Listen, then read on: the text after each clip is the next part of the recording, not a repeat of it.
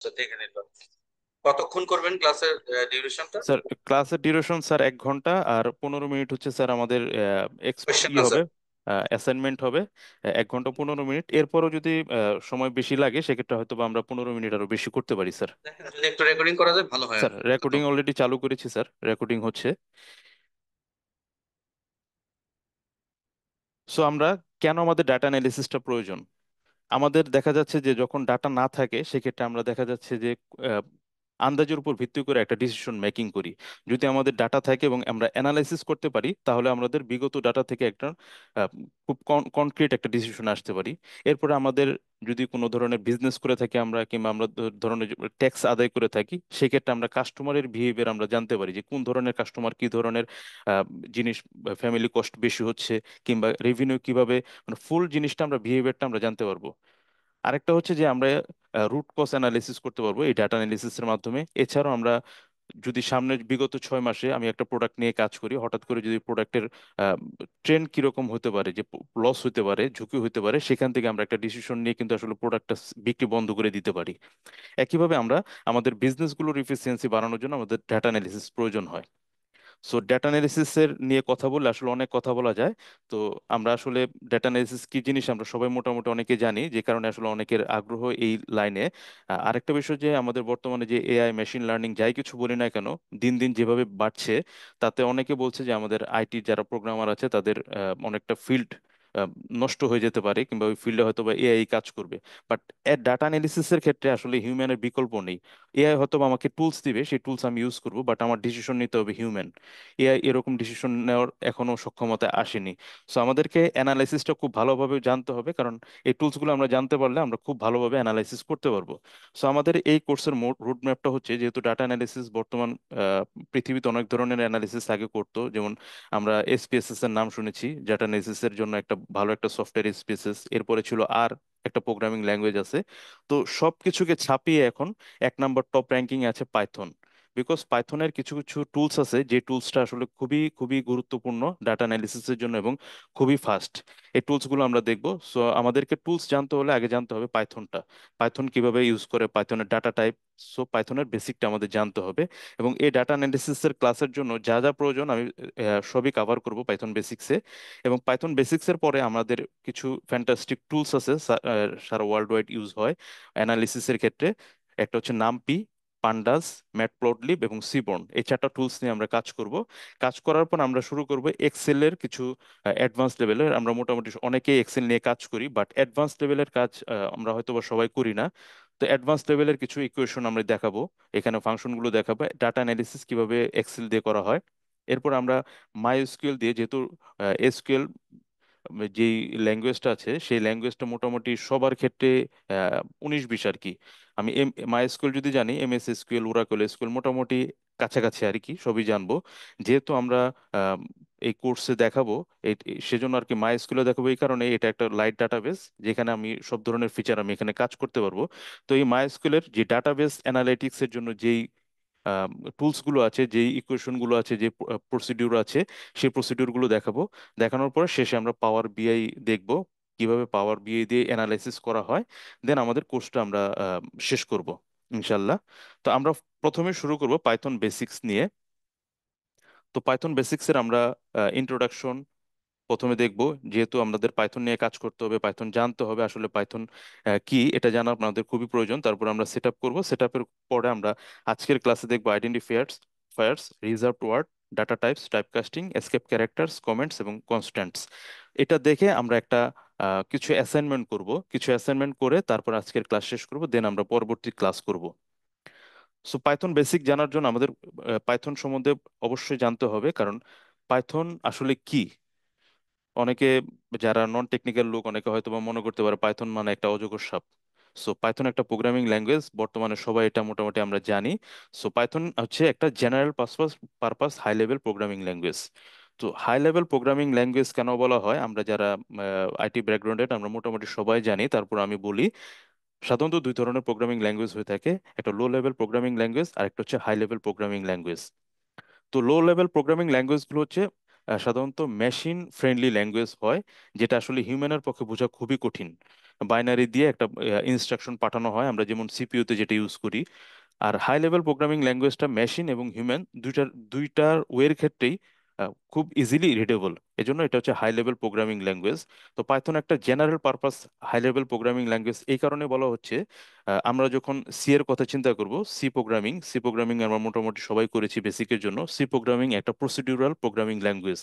Procedural means ওখানে কোনো object oriented concept নেই। ওখানে আমরা ফাংশন ডিক্লেয়ার করে এবং সেই ফাংশনকে কল করে আমাদের কাজগুলো করে থাকি। এছাড়াও যে আমরা কিছুক্ষণ আগে বললাম মাই এসকিউএল একটা মডিউলার ল্যাঙ্গুয়েজ, সেখানে কিন্তু এরকম অবজেক্ট ওরিয়েন্টেড কনসেপ্টগুলো এরকম নেই। তো পাইথন প্রোগ্রামিংটা একইভাবে সবগুলো কাভার করে, যেরকম মডুলার ল্যাঙ্গুয়েজ, ফাংশনাল ল্যাঙ্গুয়েজ, তারপর হচ্ছে আমাদের অবজেক্ট ওরিয়েন্টেড ল্যাঙ্গুয়েজ। একইভাবে পাইথনকে আমরা ডেস্কটপ বেস অ্যাপ্লিকেশনের জন্য ইউজ করতে পারবো। একইভাবে আমরা ওয়েব অ্যাপ্লিকেশন তৈরি করার জন্য আমরা পাইথন ইউজ করতে পারবো। এছাড়া আমরা যদি মেশিন লার্নিং নিয়ে কাজ করতে চাই সেক্ষেত্রে আমরা পাইথন ইউজ করতে পারবো। আমরা যদি এআই নিয়ে কাজ করতে চাই সেক্ষেত্রে আমরা পাইথন ইউজ করতে পারবো। ডাটা অ্যানালিসিস নিয়ে কাজ করলেও আমরা পাইথন ইউজ করতে পারবো। মোবাইল যদি অ্যাপ্লিকেশন ডেভেলপ করতে চাই সেই ক্ষেত্রে আমরা পাইথন ইউজ করতে পারবো। সো প্রতিটা ক্ষেত্রে আসলে আমরা পাইথন প্রোগ্রামিংটা ইউজ করতে পারবো। সো পাইথন প্রোগ্রামিংটা both compiled and interpreted object oriented high level programming language with dynamic সিমেন্টিক্স।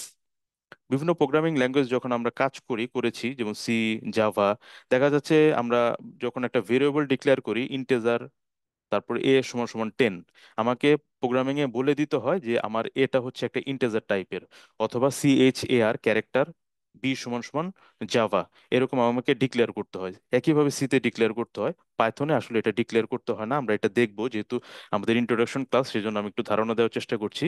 So Python এটা ডিক্লেয়ার করার প্রয়োজন হয় না। পাইথন অটোমেটিক্যালি, পাইথনের যে পিভিএম আছে, পাইথন ভার্চুয়াল মেশিন, অটোমেটিক্যালি এটাকে ডিটেক্ট করে, এবং এর জন্য পাইথনকে বলা হচ্ছে ডাইনামিক সিমেন্টিক্স। সো পাইথনের পপুলার কিছু অ্যাপ্লিকেশন হচ্ছে desktop application, web application, data science application, machine learning application এবং আরো অনেক। সো পাইথনকে আমরা আসলে বলতে পারি অলরাউন্ডার প্রোগ্রামিং ল্যাঙ্গুয়েজ। এটা ডাইনামিক্যালি টাইপড প্রোগ্রামিং ল্যাঙ্গুয়েজ। একইভাবে procedural language, functional programming language. আমরা যদি জাভার একটা আহ, যদি আমরা একটা সিনটেক্স দেখি অথবা জাভাতে একটা প্রোগ্রাম লিখতে থাকি, চেষ্টা করি, সেই ক্ষেত্রে আমাদেরকে দেখা যাচ্ছে প্রথমে ক্লাস ডিফাইন করতে হয়। ক্লাস ডিফাইন করার পরে ভিতরে তারপর আমাদেরকে একটা মেথড লিখতে হয়। মেথড লেখার পরে তারপর আমাদের কাজ করতে হয়। তো পাইথনে কোনো ফাংশন কল না করে, কোনো ধরনের ক্লাস ডিফাইন না করে সরাসরি কিন্তু আমরা প্রোগ্রাম লিখতে পারি। সো এই জন্য পাইথন, অথবা আমরা ফাংশন কল করে আমরা প্রোগ্রামটা লিখতে পারি, এই জন্য পাইথন হচ্ছে অলরাউন্ড প্রোগ্রামিং ল্যাঙ্গুয়েজ। সি প্রোগ্রামিংটা হচ্ছে একটা ফাংশন অথবা প্রসিডিউরাল প্রোগ্রামিং ল্যাঙ্গুয়েজ। C++, জাভাটা হচ্ছে অবজেক্ট ওরিয়েন্টেড প্রোগ্রামিং ল্যাঙ্গুয়েজ। আমরা পার্লের নাম শুনেছি, পার্ল শেল স্ক্রিপ্ট, এটা স্ক্রিপ্টিং ল্যাঙ্গুয়েজ। আর মডিউলার 3 অথবা এসকিউএল, মডিউলার প্রোগ্রামিং ল্যাঙ্গুয়েজ। এছাড়াও আরো প্রোগ্রামিং ল্যাঙ্গুয়েজ রয়েছে, যেমন এবিসি প্রোগ্রামিং ল্যাঙ্গুয়েজ আছে। তো সব ধরনের ফিচারগুলোই কভার করে এই পাইথন প্রোগ্রাম। সো এই পাইথন প্রোগ্রামকে আমরা বলবো all rounder programming language. So Python programming maximum যে সিনটেক্স গুলো আছে সেই সিনটেক্স গুলো সি প্রোগ্রামিং এবং এবিসি ল্যাঙ্গুয়েজ থেকে ধার করা হয়েছে পাইথন প্রোগ্রামিং এ। এখন আমরা যে সিনটেক্স গুলো দেখবো ম্যাক্সিমাম হচ্ছে সি এবং এবিসি ল্যাঙ্গুয়েজ থেকে। এবিসি হচ্ছে অনেক আগে ছিল। অনেকের কোশ্চেন আসে যে জাভা থেকে কেন ধার করেনি, তো আমরা এটা আসবো পরে। তো এই ফ্যান্টাস্টিক যে ল্যাঙ্গুয়েজটা আছে, এই ল্যাঙ্গুয়েজটা কে ডেভেলপ করেছে আমরা অলরেডি জানি। গুগলে জব করতেন গুডো ভ্যান রুসম, উনি 1989 সালে পাইথনটা ডেভেলপ করে, এবং অফিসিয়ালি পাইথনটা লঞ্চ হয় 1991 সালে, এবং জাভা হয় হচ্ছে 1995 সালে। যে কারণে আসলে পাইথনের সিনটেক্স, জাভার সিনটেক্স গুলো পাইথনে বড় ধার করা হয়নি। তো আমরা কোথায় কোথায় ইউজ করবো অলরেডি আমরা বলেছি, desktop application, development, web application, network অ্যাপ্লিকেশনে আমরা ইউজ করতে পারি। আমরা যে নেটওয়ার্কের যে রাউটিং সুইচিং আছে, ফায়ারওয়ালের কাজ আছে, টোটাল অপারেশনগুলোই পাইথনে করা সম্ভব। আমি পরবর্তীতে আরেকটা কোর্স ডিজাইন করছি, সেটা হচ্ছে নেটওয়ার্কিং অ্যাপ্লিকেশন উইথ পাইথন। তো সেখানে আসলে নেটওয়ার্ককে কিভাবে কন্ট্রোল করবো সেটাও পাইথন দিয়ে, সেটাও দেখানো হবে। তো গেমস ডেভেলপমেন্টের জন্য পাইথন ইউজ করা হয়, ডাটা অ্যানালিসিস অ্যাপ্লিকেশনের জন্য machine learning application, artificial deep learning, neural network, IoT, data science, মোটামুটি সব ধরনের ক্ষেত্রে পাইথন ইউজ করা হয়। বর্তমানে যে আমরা এআই দেখছি, এআই এত দিন দিন এত বেড়ে যাচ্ছে কেন? কারণ আহ, আসলে এআই বিস্তারটা হয়েছে 2019 সালের পর থেকে। তো 2019-এর আগে কিন্তু আসলে পাইথনটাও এতটা পপুলার ছিল না। 2019-এর পরে আসলে পাইথনটা পপুলার হয়েছে, বিকজ দিনকে দিন মানুষের আসলে চাহিদা বেড়েছে। ডেভেলপাররা চিন্তা করছে যে আমি অনেক বেশি কোড লিখবো না, অল্প কোড লিখবো এবং খুব দ্রুত সলিউশন প্রয়োজন আমার। তো এই জন্য আসলে আস্তে আস্তে পাইথনটা জনপ্রিয় হয়েছে। এবং পাইথনের সিনট্যাক্স আমরা যখন কাজ করতে থাকবো তখন দেখবো ইটসেলফ একটা ইংরেজি স্টেটমেন্ট। আমরা জাস্ট ইংরেজি যেরকম লিখি, জাস্ট এরকম আসলে পাইথন কোডিং গুলো খুবই সহজ। তো which software companies use Python? আমাদের জানা প্রয়োজন আসলে কোন কোন সফটওয়্যার কোম্পানি।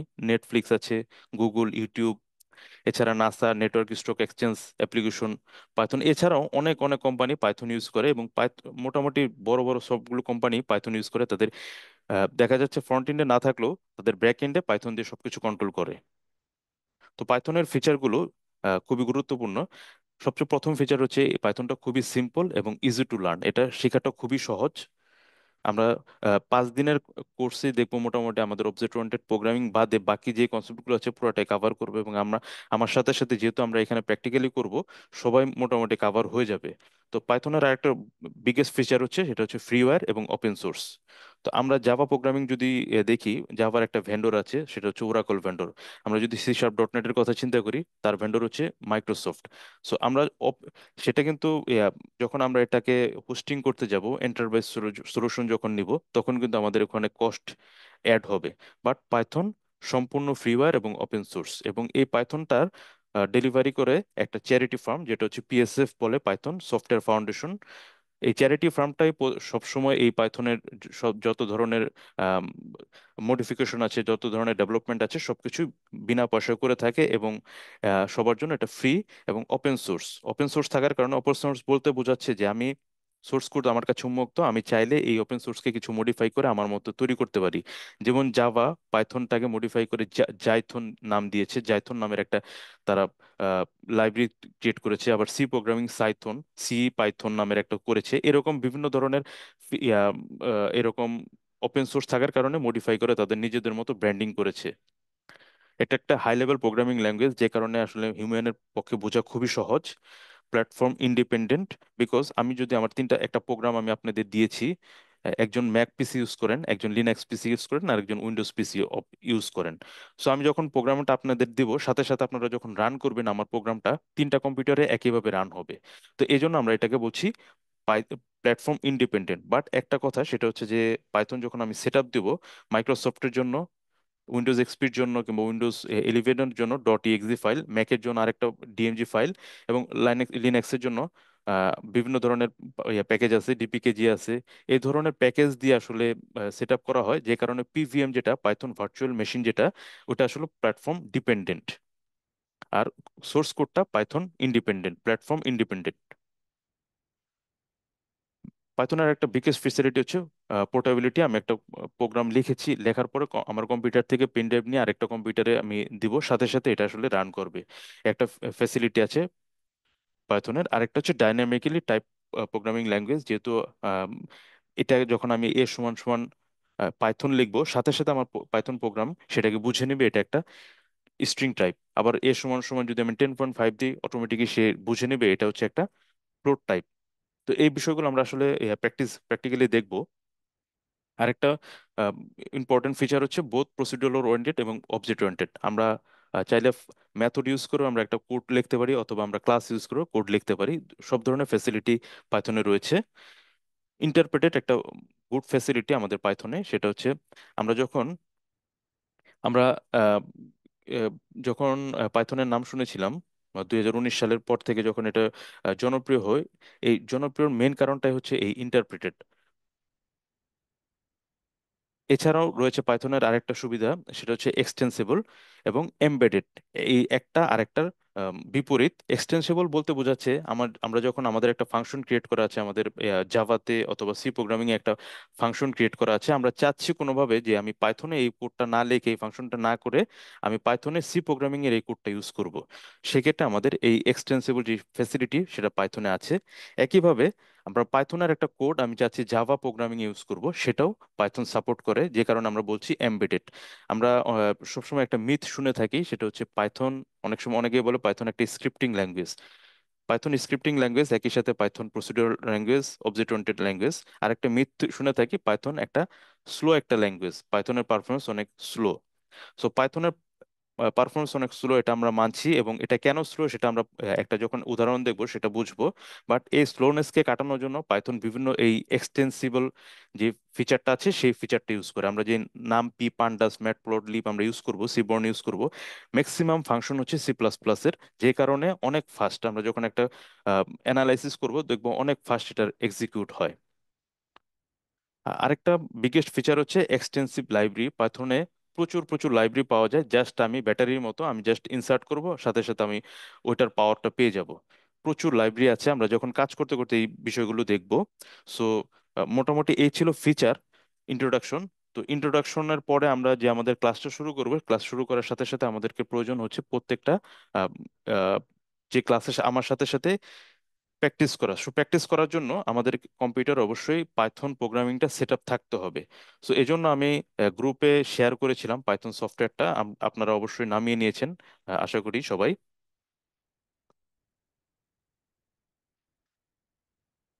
সো আমার এই কম্পিউটারে একদম ফ্রেশ কম্পিউটার, এখানে কোনো সেট আপ নেই।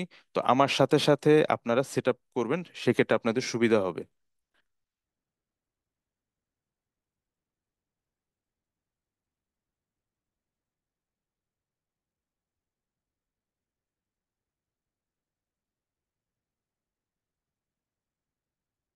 আমি কিছুক্ষণ আগে শেয়ার করেছিলাম ডাটা অ্যানালিসিস, এই ফোল্ডারটা পুরাটা শেয়ার করেছিলাম আপনাদের সাথে, এবং কিছুক্ষণ আগে আমি শেয়ার করেছিলাম শুধুমাত্র পাইথন উইথ আইডি।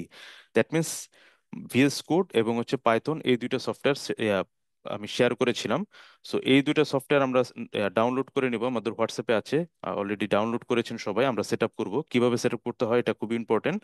আমরা ওয়েবসাইটে যখন সার্চ করব, পাইথন লিখে যখন আমরা সার্চ করব, যে পাইথনের এটা হচ্ছে পিএসএফ চ্যারিটি যেই ফাউন্ডেশন আছে, সো এখান থেকে আমরা ডাউনলোড করতে পারবো। সো বর্তমানে পাইথনের 3.14 ভার্সনটা অ্যাভেলেবেল আছে, বাট আমরা কাজ করব 3.9 নিয়ে। এই কারণেই আমরা যেই মেশিন লার্নিং এবং ডাটা অ্যানালিসিসের যে টুলসগুলো ইউজ করব, ম্যাক্সিমাম টুলসগুলো 3.9-এর পরে আর আপডেট এখনো হয়নি। তো 14 যখন আমরা ইউজ করব অনেক ফিচার আমরা আসলে প্রবলেমে পড়বো, সেজন্য আমি 3.9টা আপনাদেরকে সাথে শেয়ার করেছি। তো পাইথন সেট আপ করা খুবই সহজ। জাস্ট ডাবল ক্লিক করব, ক্লিক করার পরে আমরা এখানে যে অ্যাড পাইথন 3.9 টু পাথ, এটাকে আমরা সিলেক্ট করে দিব। আপনারা কি আমার সাথে সাথে ইনস্টল করতে আগ্রহী, নাকি আমি শুধুমাত্র ইনস্টল করে যাব? কেউ যদি রেসপন্স করেন। করতেছি স্যার, সাথে সাথে করে গেলে ভালো হয় স্যার। জি জি জি জি, সাথে সাথে। সো আমাদেরকে অ্যাড পাইথন 3.9 টু পাথ এই কারণে দিতে হবে, যখন যাতে আমরা আমাদের কম্পিউটারে যে কোনো ড্রাইভ থেকে যখন আমরা পাইথনের কোড রান করব, সাথে সাথে যাতে এটা পেয়ে যায়, সেজন্য অটোমেটিক্যালি আমাদের আর ওই পাথে গিয়ে অ্যাড করতে করার প্রয়োজন হয়, অটোমেটিক পাইথন এটা অ্যাড করে নেবে। দেন ইনস্টল নাও এই বাটনটা আমরা ক্লিক করব। ক্লিক করার সাথে সাথে পাইথন সেট আপ হতে থাকবে। সো আমরা ইউজ করব পাইথনের 3.9 ভার্সন অথবা 3.8 ভার্সন। আমরা যদি মেশিন লার্নিং নিয়ে কাজ করি, কিংবা আমাদের টেনসর ফ্লো নিয়ে কাজ করি, অথবা আমাদের এই ধরনের অনেক কিছু আছে, যেমন সিভি আছে ইমেজ প্রসেসিং এর জন্য, তো সেই ক্ষেত্রে 3.9 এর উপরে যে ভার্সনগুলো আছে সেই ভার্সনগুলো এখনো সাপোর্ট করে না। সো আমরা 3.9 ভার্সন দিয়ে সেট আপ করবো সবাই, এতে আমাদের সুবিধা হবে। স্যার আমার আগে একটা ভার্সন ইনস্টল করা আছে 3.10, ওইটা কি আমি আনইনস্টল প্রবলেম করে নেই, দেবো? না না, প্রবলেম নেই, প্রবলেম নেই। আমাদের ডাটা অ্যানালিসিস কোর্সের জন্য আসলে 3.9 10 একই, সমস্যা নেই। যাদের সেট আপ দেওয়া আছে তাদের আর সেট আপ দেওয়ার প্রয়োজন নেই। আর ডিজেবল পথ লেন্থ লিমিট, এটা আসলে আমাদের, যেহেতু আমরা প্রোডাকশন লেভেলে কাজ করছি না, সুতরাং এটা ডিজেবল করার প্রয়োজন নেই, যেভাবে আছে থাক। আমরা ক্লোজ দিয়ে দিব।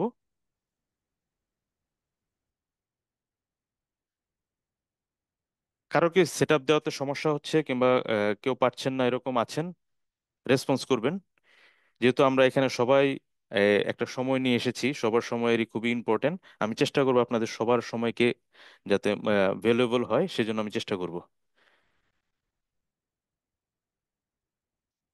জি জি, বলেন আপনি। রেখা সরকার। আমারটা তো হচ্ছে না। কি এররটা আসছে? আচ্ছা, আপনি স্ক্রিনটা একটু শেয়ার করেন। শেয়ার আপনার করো। স্ক্রিনটা শেয়ার করেন। ঝোলও মনে করতেছি। এতে করো না, আসো বাবা। এটা শেয়ার করো।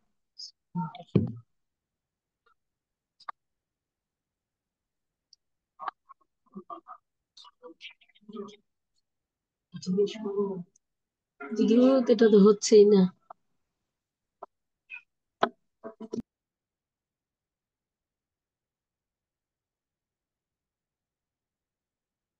শেয়ারিং করতে পারছেন না? কোথায় শেয়ার করবো স্ক্রিনশটটা? আপনি জাস্ট নিচে শেয়ার বাটনটা ক্লিক করবেন, ক্লিক করার পরে বাম পাশে আসবে আরেকটা নতুন উইন্ডো আসবে, সেখানে ইন্টায়ার স্ক্রিন, নিচে শেয়ার বাটনটা পাচ্ছেন? স্ক্রিন স্ক্রিন স্ক্রিন ওটা না। জি জি জি, শেয়ার হয়েছে। ও, এটা না, এটা না। এই যে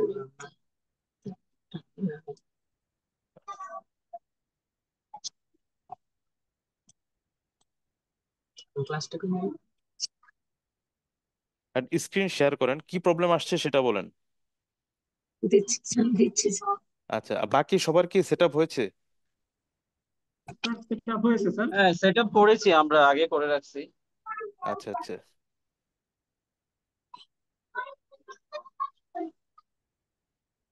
এটা না, এটা ড্র ওভার আদার অ্যাপস আসছে স্যার, ড্র ওভার আদার অ্যাপস আসছে। শেয়ার শেয়ার বাটনটা পাচ্ছেন? জুমের ভিতরে শেয়ার, জুমের ভিতরে নিচের দিকে দেখেন পেয়েছি, শেয়ার নামে। শেয়ারটা পেয়েছি। হ্যাঁ, ক্লিক করেন, ক্লিক করে ওকে দেন।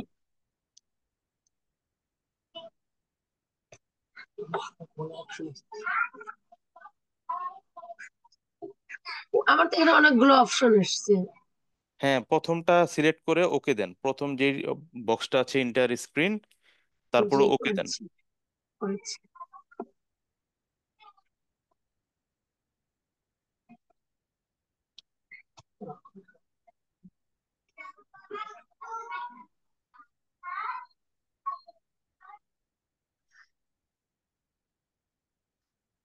পেরেছেন আপনি?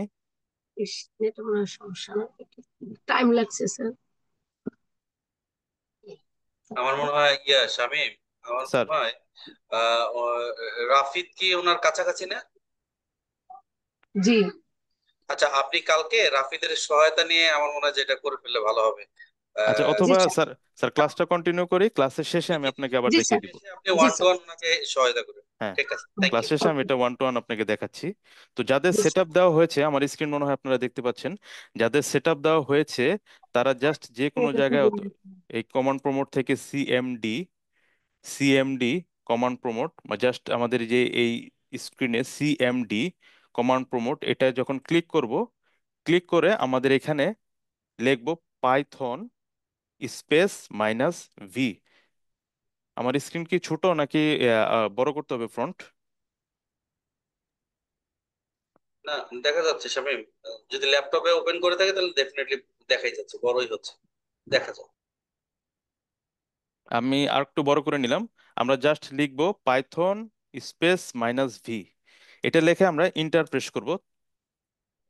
ও সরি,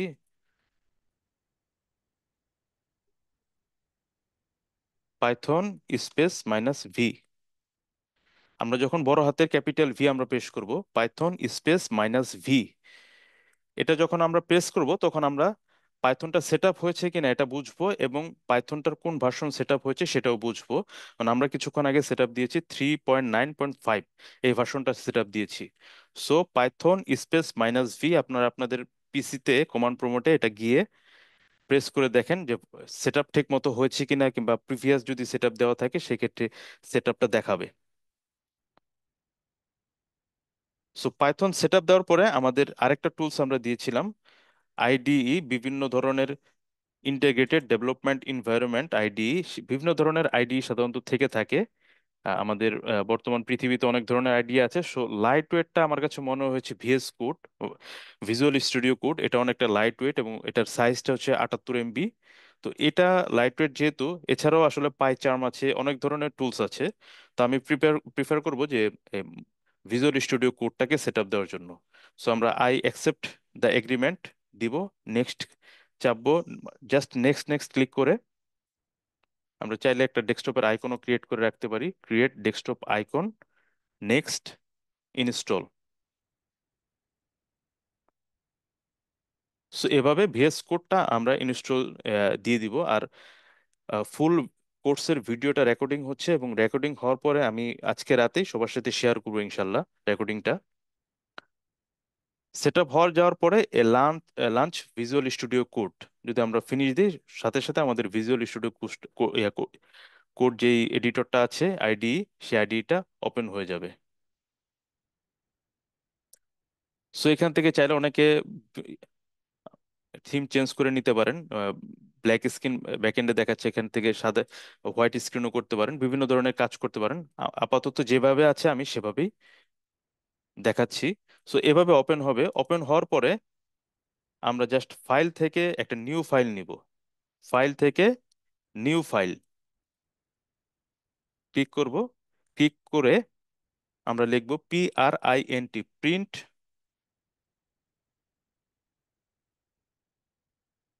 আমরা একটু লেখাগুলোকে বড় করে নেই। আচ্ছা, এখানে যেহেতু আমরা কাজ করব না, আমরা কাজ করবো আরেকটা প্যানেলে, জাস্ট প্রিন্ট দিয়ে আমরা লিখব হ্যালো পাইথন।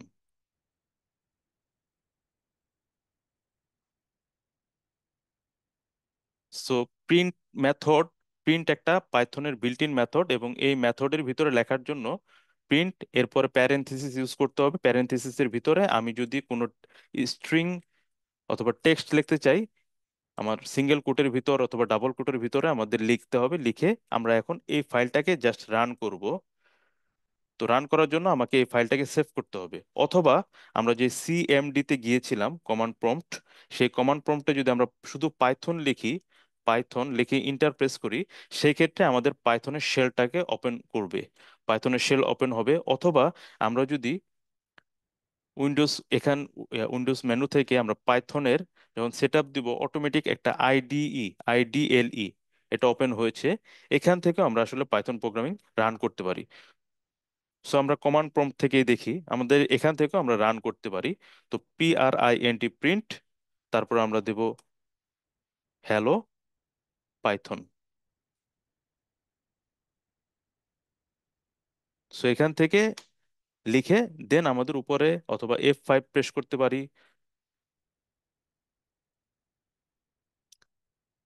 স্যার আমি একটু গ্যাপ হয়েছে স্যার, আমরা কি এখন সিএমডি দিয়ে করতেছি স্যার নাকি না না, ভিএস আমি কোড দিয়ে করতেছি স্যার? তিনটা ওয়ে দেখাবো। ভিএস কোড এখনো দেখাইনি। প্রথমে স্যার দেখাচ্ছে হচ্ছে যে পাইথন শেলে আমরা যে সেট আপ হয়েছে, যে ওখানে স্যার স্যার আইডিএলই নামের একটা সবার কাছে থাকবে আর কি। এটা যদি না থাকে সমস্যা নেই, সেখান থেকে আমরা রান করতে পারবো। প্রিন্ট দিয়ে আমরা এই যে এইভাবে লিখে আমরা রান করতে পারবো, অথবা এটা যদি আমরা কেটে দিই, আমরা শেল থেকে পাইথন লিখলে সরাসরি আমাদের পাইথনের শেলটা ওপেন বুঝতে হবে। পারছি স্যার। এখান থ্যাংক ইউ থেকে স্যার। আমরা প্রিন্ট, প্রিন্ট লিখে হ্যালো পাইথন, হ্যালো পাইথন লিখে ইন্টার যখন প্রেস করব, তখন হ্যালো পাইথন আমার এটা প্রিন্ট হচ্ছে। একইভাবে আমরা যদি ভিএস কোড থেকে দেখতে চাই, তো ভিএস কোডে যখন আমরা প্রিন্ট লিখবো, লেখার পর আমাদের এটা রান করার জন্য ফাইলটাকে সেভ করতে হবে। তো আমি ফাইলটাকে ফাইল অপশন থেকে সেভ ক্লিক করছি। সেভ থেকে আমরা সেভ করছি এটা, আমরা ডেস্কটপে সেভ করি, আর নাম দিব টেস্ট ডট। পাইথনের ক্ষেত্রে পিওয়াই হচ্ছে পাইথনের এক্সটেনশন, পিওয়াই, পাই, পাইটা হচ্ছে পাইথনের এক্সটেনশন। যে কোনো ফাইল যদি আমি ডট পিওয়াই দিয়ে আমি সেভ করি, তখন পাইথন মনে করবে পাইথনের যে পিভিএম, পাইথন পাইথন ভার্চুয়াল মেশিন, যে এটা একটা পাইথন ফাইল। সো আমরা ডট পিওয়াই দিয়ে এটা সেভ করব। সেভ করার পরে আমাদের অটোমেটিক্যালি নিচে নিচে এরকম আসবে যে একটা এক্সটেনশন সেটআপ দিতে বলছে। তো আমরা এখান থেকে ইনস্টল দিতে পারি। সবার ক্ষেত্রে যদি নাও আসে, ভিএস কোডে বাম দিকে দেখেন এক ধরনের এই ধরনের এক্সটেনশন গুলো সেটআপ দেওয়ার জন্য একটা মেন আইকন দেখাচ্ছে। এই আইকনে ক্লিক করে আমরা জাস্ট এখানে সার্চ দিব পাইথন, পাইথন সার্চ করলে তখন এই পাইথন ইন্টার যেই ইটা আছে, প্লাগইনসটা আছে, সেই প্লাগইনসটা দেখাবে। এখান থেকে আমরা জাস্ট ইনস্টল বাটন অপশনটা ক্লিক করব। ক্লিক করার পর আমার ভিএস কোড পাইথনের যাবতীয় যা যা প্রয়োজন আছে তার মতো করে সে ইনস্টল করে নেবে ভিএস কোডের ভিতরে। এটা ইনস্টল হওয়ার পরে আমরা পাইথন কোডটা ভিএস কোড থেকে আমরা রান করতে পারবো। আমরা যে আইডিটা ইনস্টল করলাম এডিটরটা, স্যার, এটার সাথে কোনোভাবে লিঙ্ক করার কি প্রয়োজন নাই? এই যে না লিংক অটো হয়ে যাচ্ছে স্যার, এই যে লিংক হয়ে যাচ্ছে স্যার, এই যে এই এই এক্সটেনশনটা আমরা এই সেট আপ করছি, ইনস্টলেশনটা করার সঙ্গে সঙ্গে এটা অটো লিঙ্ক হয়ে গেল, অটো তাই লিংক তো? হবে। জি জি জি। এখন আমরা এই এডিটরে লিখবো, এখানে এক্সিকিউট করবো। জি জি জি। ওকে, এখানে থ্যাংক ইউ। আমরা লিখবো এখানে। তো আমাদের মেশিন লার্নিং কিংবা আহ, আমাদের ডাটা অ্যানালিসিস কোর্সের জন্য আমাদের সবচেয়ে জনপ্রিয় হচ্ছে জুপিটার নোটবুক। আমরা নাম শুনেছি নোটবুক, অনেকে নাম শুনছি অ্যানাকোন্ডা, মিনিকোন্ডা, এরকম নাম শুনে থাকবো। যারা অলরেডি মেশিন লার্নিং অথবা এআই অথবা ডাটা অ্যানালিসিসের নাম শুনেছি অথবা কিছু ঘাটাঘাটি করছি, তারা এই নামগুলো শুনে থাকবো, অ্যানাকোন্ডা অথবা মিনিকোন্ডা অথবা মেনুকুন্ডা অথবা আমরা নোটবুক জুপিটার এরকম নাম শুনে থাকবো। সো আমরা ম্যাক্সিমাম কাজগুলো করব জুপিটার নোটবুকে। সো এখানেও বলছে ক্রিয়েট এ জুপিটার নোটবুক। আমাদের পাইথন যে এক্সটেনশন সেও সেও আমাদের অটোমেটিক্যালি সাজেস্ট করছে। যাই হোক, আমাদের যখন প্লাগইনস এক্সটেনশন। গুলো প্লাগইনস স্যার একটা কোয়েশ্চেন ছিল, জি জি এই জি। প্লাগইনস গুলো যে কোন মেনু থেকে ক্লিক করে আনতে হবে যে? এই বাম পাশে যে আমাদের এভাবে থাকবে, বাম পাশে আপনি যদি মেনুগুলো খেয়াল করেন, আমাদের লাস্ট যে মেনুটা আছে, আচ্ছা আচ্ছা, এখানে থ্যাংকস কার্সার থ্যাংকস। নিলে এক্সটেনশনস, জাস্ট এই এক্সটেনশনস থেকে আমরা পাইথন প্লাগইনসটা দিব। এছাড়াও অনেক ধরনের এক্সটেনশন আছে, আমরা আচ্ছা ধাপে ধাপে এটা দেখবো আর কি। তো পাইথন আমরা সেট আপ দিলাম, দেওয়ার পর আমাদের বলছে রিলোড উইন্ডো। যেহেতু আমাদের পাইথনটা সেট আপ হওয়ার পরে ভিএস কোড এখন এটাকে রিলোড করলে অটোমেটিক্যালি চিনবে। সো ভিএস কোড এখন দেখেন আমার প্রিন্টের কালারটা চেঞ্জ হয়ে গেছে, হ্যালো পাইথনের কালারটা চেঞ্জ হয়ে গেছে। আপনারা স্ক্রিনে খেয়াল করেছেন কিনা, সবাই কি দেখতে পাচ্ছেন স্ক্রিনে এটা কালার চেঞ্জ হয়ে গেছে? সো এখানে আমাদের ডান পাশে একটা দেখেন প্লে বটন আসছে, ডান পাশে উপরের দিকে কর্নারে খেয়াল করেছেন? এটা যখন এক্সটেনশনটা সেট আপ দিবেন তারপরে এই প্লে বটনটা দেখা যাবে আর কি। সো এই প্লে বটনটা যখন আমরা ক্লিক করব, তখন অটোমেটিক্যালি আমার এই পাইথন প্রোগ্রামটা রান হবে এবং এই যে হ্যালো পাইথন আমাদের এক্সিকিউট হয়েছে। সো আমরা দেখলাম কিভাবে পাইথন সফটওয়্যারটা সেট আপ দিতে হয় উইন্ডোজ মেশিনে। যেহেতু আমরা ম্যাক্সিমাম সবাই উইন্ডোজ ইউজ করি, সেজন্য আমি আসলে উইন্ডোজ বেস দেখাচ্ছি। উইন্ডোজে কিভাবে সেট আপ দিতে হয়, কারো যদি লিনাক্স অথবা ম্যাকের জন্য যে প্রয়োজন হয় সেটা আমি এক্সট্রা ভাবে দেখাবো এই সেশন পরে। সো কিভাবে সেট আপ দিতে হয়, সেই সেট আপের সাথে সাথে কিভাবে পাইথন প্রোগ্রামিং রান করতে হয় সেটা দেখালাম। এবং একই সাথে আমরা দেখিয়েছি কিভাবে আইডিই থেকে পাইথন রান করতে হয়। এই বিষয়ে কি কারো কোনো কোশ্চেন আছে কিংবা কোনো জিজ্ঞাসা যদি থাকে করতে পারেন। তার ওই ভিএস কোডে কি, ভিএস কোডে তো দেখতে পাচ্ছি না যে সরাসরি ভিএস কোডে রান হচ্ছে। এই যে এটা আমার স্ক্রিনটাও দেখতে পাচ্ছেন, প্রিন্ট হ্যালো পাইথন, স্ক্রিন কি আমি দেখা যাচ্ছে? দেখতে না স্ক্রিন না কি? না, আমি স্যার তো আমি একটু দেখতে পাচ্ছি। একটু গ্যাপ হয়েছে স্যার, আমি এক্সটেনশন কোনটা আপনি সিলেক্ট করলেন এটা একটু দেখতে পাইনি বাম স্পেসিফিক্যালি বাম লেখা কি। পাশে হ্যাঁ স্ক্রিনের দেখেন, বাম পাশে ভিএস কোডের হ্যাঁ, বেস করে একদম দেখেছি স্যার, লাস্টের যে। এরপরে পাইথন হ্যাঁ দিয়ে দেখেছেন, সার্চ দিয়েছি। হ্যাঁ পাইথন তারপরে দিয়ে স্যার সার্চ দিয়েছেন, শুধু প্রথমে যেটা আসবে পাইথন, প্রথমে যেটা আসবে পাইথন 2021.5 আচ্ছা ডট আচ্ছা আচ্ছা, এরকম ঠিক পেয়েছেন। আছে। স্ক্রিন কি হ্যাঁ দেখা যাচ্ছে আপনাদের হ্যাঁ, সবার দেখা কাছে যাচ্ছে কি? স্যার, দেখা যাচ্ছে, দেখা যাচ্ছে। কারো যদি স্ক্রিন দেখতে প্রবলেম হয় তাহলে আমি আবার স্টপ করে আবার নতুন করে শেয়ার দিব। এরপরে কি স্যার পাইথন এক্সটেনশন প্যাকটা ক্লিক করব? হ্যাঁ হ্যাঁ, এটা সেট আপ করবেন, ইনস্টল করবেন। না না, প্যাক ক্লিক করা দরকার নেই, আপনি এটা সেট আপ করেছেন, ক্লিক করার পরে এখানে ইনস্টল আসবে। আমার এখানে যেমন ইনস্টল আচ্ছা, হয়েছে ঠিক আছে ডিসেবল ঠিক এবং আছে। আনইনস্টল। সো এখানে যখন আমরা রান করব, রান বাটনটা ক্লিক করব, নিচের দিকে দেখেন এই যে এরকম একটা আউটপুট উইন্ডো ওপেন হবে। আউটপুট উইন্ডো ওপেন হয়ে এখানে আমাদের এই এক্সিকিউশনটা দেখাবে যে রান হয়েছে। সো আচ্ছা পাইথনকে। স্যার, আমি স্যার আমি হ্যাঁ। আমি জি ওই জি যে জি। নিচে আপনার টার্মিনেটে এটা দেখতে পাচ্ছি, কিন্তু কোড উপরে তো মনে হয় কোড লিখেছেন, ওইটা তো আমি আচ্ছা, এখানে আমি একটু, দেখতে পাচ্ছি না। আচ্ছা আচ্ছা, আমি একটু বড় করে দিচ্ছি রানটা তাহলে। নিচে। হ্যাঁ।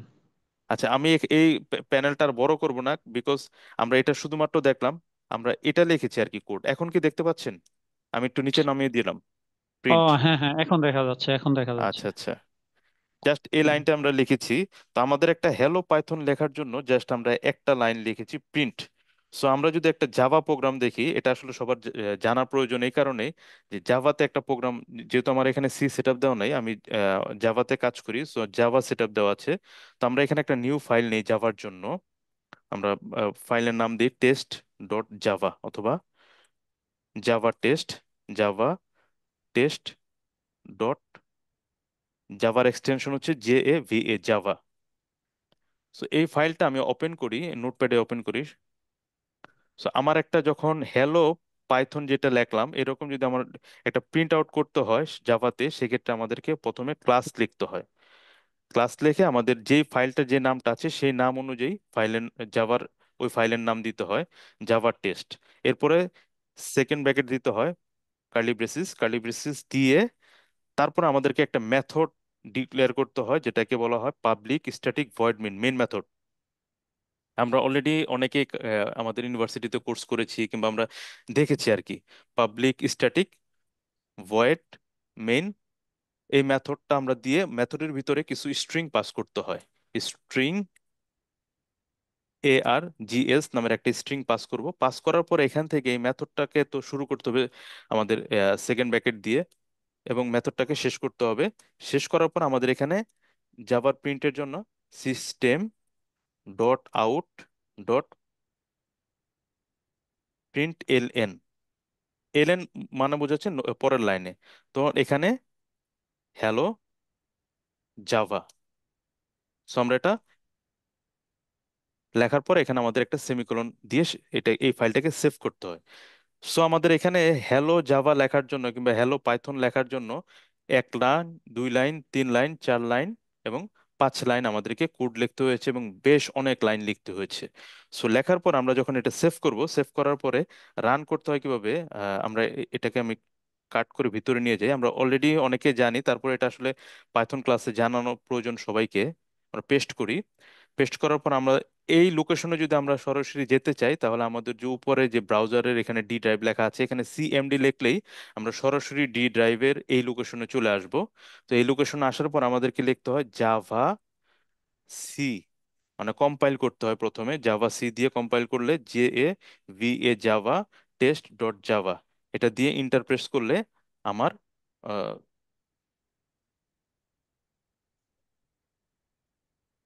আমাদের মনে হয় স্পেলিং ভুল হয়েছে। সিস্টেম ডট আউট ডট ভিতর প্রিন্টএলএন, দিতে হবে। সরি আমরা সিঙ্গেল কোড দিয়েছি, এখানে ডাবল কোড হবে। Python single quote double code দুইটাই অ্যালাউ করে, বাট জাভাতে ডাবল কোড যেখানে দিতে বলবে সেখানে ডাবল কোটেশন, যেখানে সিঙ্গেল কোড দিতে বলবে সেখানে সিঙ্গেল কোটেশন দিতে হবে। সো আমরা ডাবল কোড দিলাম, সেভ করলাম। সেভ করে এখন আমরা ফাইলটাকে কম্পাইল করি। কম্পাইল করার সাথে সাথে দেখবো আমাদের একটা নতুন ফাইল ক্রিয়েট হয়েছে। আপনারা স্ক্রিনে যদি খেয়াল করেন, জাভা টেস্ট ডট CL, এটা দিয়ে কম্পাইল করার পরে কোনো এরর যদি না পায়, সেক্ষেত্রে এই ফাইলটা ক্রিয়েট হয়েছে। ক্রিয়েট হওয়ার পরে দেন আমাদের জাভা, তারপর এই ক্লাসের নামটা লিখতে হবে জাভা টেস্ট। এটা লিখলে ইন্টার দিলে তখন আমরা হ্যালো জাভা এটা দেখতে পাবো। সো আমরা যখন এরকম কোড করি, কোড করার পর আমরা যখন প্রোডাকশনে আমরা যখন এই কোডগুলো এন্ট্রি করি, কারণ প্রোডাকশন থেকে যখন আমরা সফটওয়্যারটা রান করি, তখন কিন্তু আমরা শুধুমাত্র এই ক্লাস ফাইলটা দিয়ে রাখি। সো কোনো কারণে আমার মনে হচ্ছে যে আপনি তো লিখলেন ওখানে হ্যালো পাইথন, পাইথন প্রোগ্রামিং এ, এখানে জাভা কেন লিখলেন, এখানেও পাইথন লেখেন। ওকে, আমি পাইথন লিখলাম। পাইথন লেখার পরে এটা সেভ করলাম। সেভ করার পরে এখন আমি যদি আবার এই প্রোগ্রামটা রান করি, আমাকে কিন্তু বলছে হ্যালো জাভা। দ্যাট মিনস এটা চেঞ্জ হয়নি। এই চেঞ্জ করার জন্য কি করতে হবে, আমাকে আবার কম্পাইল করতে হবে। কম্পাইল করার পরে দেন আমাকে রান করতে হবে। এখন hello Python, that means every time আমাকে প্রথমে কম্পাইল করতে হবে, দেন আমাকে রান করতে হবে। জেভিএম যেটা করে, আর পাইথন যেটা করে, সে এটাকে আমরা বলেছিলাম ইন্টারপ্রেটেড, আমি ওটা স্কিপ করে গিয়েছিলাম এই কারণেই। পাইথন একটা ইন্টারপ্রেটেড প্রোগ্রামিং ল্যাঙ্গুয়েজ। সে রান কোড এক্সিকিউশনের সাথে সাথে কম্পাইল করে। সে লাইন বাই লাইন সে এক্সিকিউশন করে এবং সাথে সাথে সে কম্পাইল করে, এবং ওই স্ক্রিনেই সে দেখিয়ে দেয় যে যে এটা এরর কিংবা এটা এরর না। মনে হয় বিষয়টা আমাদের ক্লিয়ার হয়েছে। একই সাথে ক্লিয়ার হয়েছে যে পাইথন আসলে খুব ইজি একটা প্রোগ্রামিং ল্যাঙ্গুয়েজ, এবং খুব অল্প কোড লিখে আমাদের পাইথনটা এক্সিকিউট করা যায়। সো আমরা পাইথন প্রোগ্রামিংটা করব নোটপ্যাড ইউজ করে, জুপিটার নোটপ্যাড ইউজ করে। এটার জন্য আমাদেরকে সবাই একটা প্যাকেজ ইনস্টল করতে হবে। প্যাকেজ কি জিনিস এটা নিয়ে আমরা আসলে পরে ক্লাস করব। আপাতত আমরা জেনে রাখি যে লাইব্রেরি যেটা আছে, আমরা বলেছিলাম লাইব্রেরি যেটা আছে সেই লাইব্রেরিগুলোকেই প্যাকেজ বলা হচ্ছে। তো আমরা সবাই কমান্ড প্রম্পটে যাব। কমান্ড প্রম্পট গিয়ে আমরা লিখব পিপ পিআইপি। এই লাইব্রেরিগুলো সেট আপ করার জন্য পিআইপি সেট আপ করতে হয়। অথবা আপনি যদি এটা নাও জানেন, কোনো সমস্যা নেই। পাইথনের প্রচুর আহ, আছে, মানে গাইড আছে। যেমন আপনি চাচ্ছেন how to install Jupyter notebook by CMD. Just এটা লিখে দিবেন। লিখলে আপনাকে অটোমেটিক গাইড করবে। সে বলেই দিচ্ছে জাস্ট পিপ ইনস্টল নোটবুক অথবা পিপ ইনস্টল জুপিটার নোট, এভাবে আপনি লিখবেন। জাস্ট এটা কপি করে কমান্ড প্রম্পট যে ঘরটা আছে এখানে গিয়ে আপনারা এটা পেস্ট করবেন, পিপ ইনস্টল নোটবুক, দেন কিবোর্ড থেকে ইন্টারপ্রেস করবেন। এই বিষয়ে সবাই ক্লিয়ার? জি স্যার। আচ্ছা, আমরা যত কোডগুলো করব এই ক্লাসের সবগুলো নোটবুকে করব, এই কারণেই কারণ এটা আমরা ডে বাই ডে সেভ করে রাখতে পারবো, আমাদের এই কোডগুলো হারিয়ে যাবে না। আর আমরা যদি একটা একটা করে কোড করতে থাকি এই যে ভিএস কোডে, সেক্ষেত্রে দেখা যাচ্ছে যে আমাদের 50-60টা কোড হয়ে যাবে। সেটা আমাদের মনে রাখা অথবা ওটা আবার সুসংগঠিত করে রাখা কঠিন হয়ে যাবে। এই জন্য আমরা আসলে নোটবুকে পুরো কাজটা করব। সো আমরা জুপিটার নোটবুকটা সেট আপ দিচ্ছি। এটা সেট আপ দেওয়া খুবই সহজ। পিপ ইনস্টল নোটবুক। অটোমেটিক্যালি এই জুপিটার নোটবুক তার যা যা প্রয়োজন লাইব্রেরিগুলো, সে C++ এর অনেকগুলো লাইব্রেরি এখানে নিয়ে আসছে, PyWin32 লাইব্রেরি নিয়ে আসছে, এনে আপনাকে সাজিয়ে দিচ্ছে আপনার পিসিটাকে।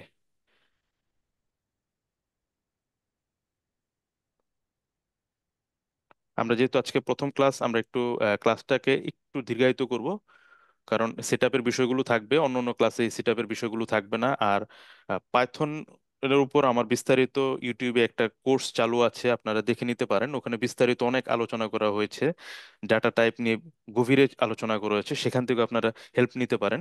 তো আমাদের এই ক্লাসগুলোতে ডাটা অ্যানালাইসিস কোর্সের জন্য যা যা প্রয়োজন সেটা আসলে আমরা কভার করবো, এবং খুব শর্ট টাইমে আমরা এটা কভার করার চেষ্টা করব। স্যার ইউটিউবের ওটা কি নামে আছে স্যার? আমি এটা শেয়ার করব আর কি, গ্রুপে শেয়ার করে দিব। আচ্ছা স্যার। আমাদের যে ডাটা অ্যানালিসিস যে গ্রুপটা আছে সেই গ্রুপে আমি শেয়ার করে দিব।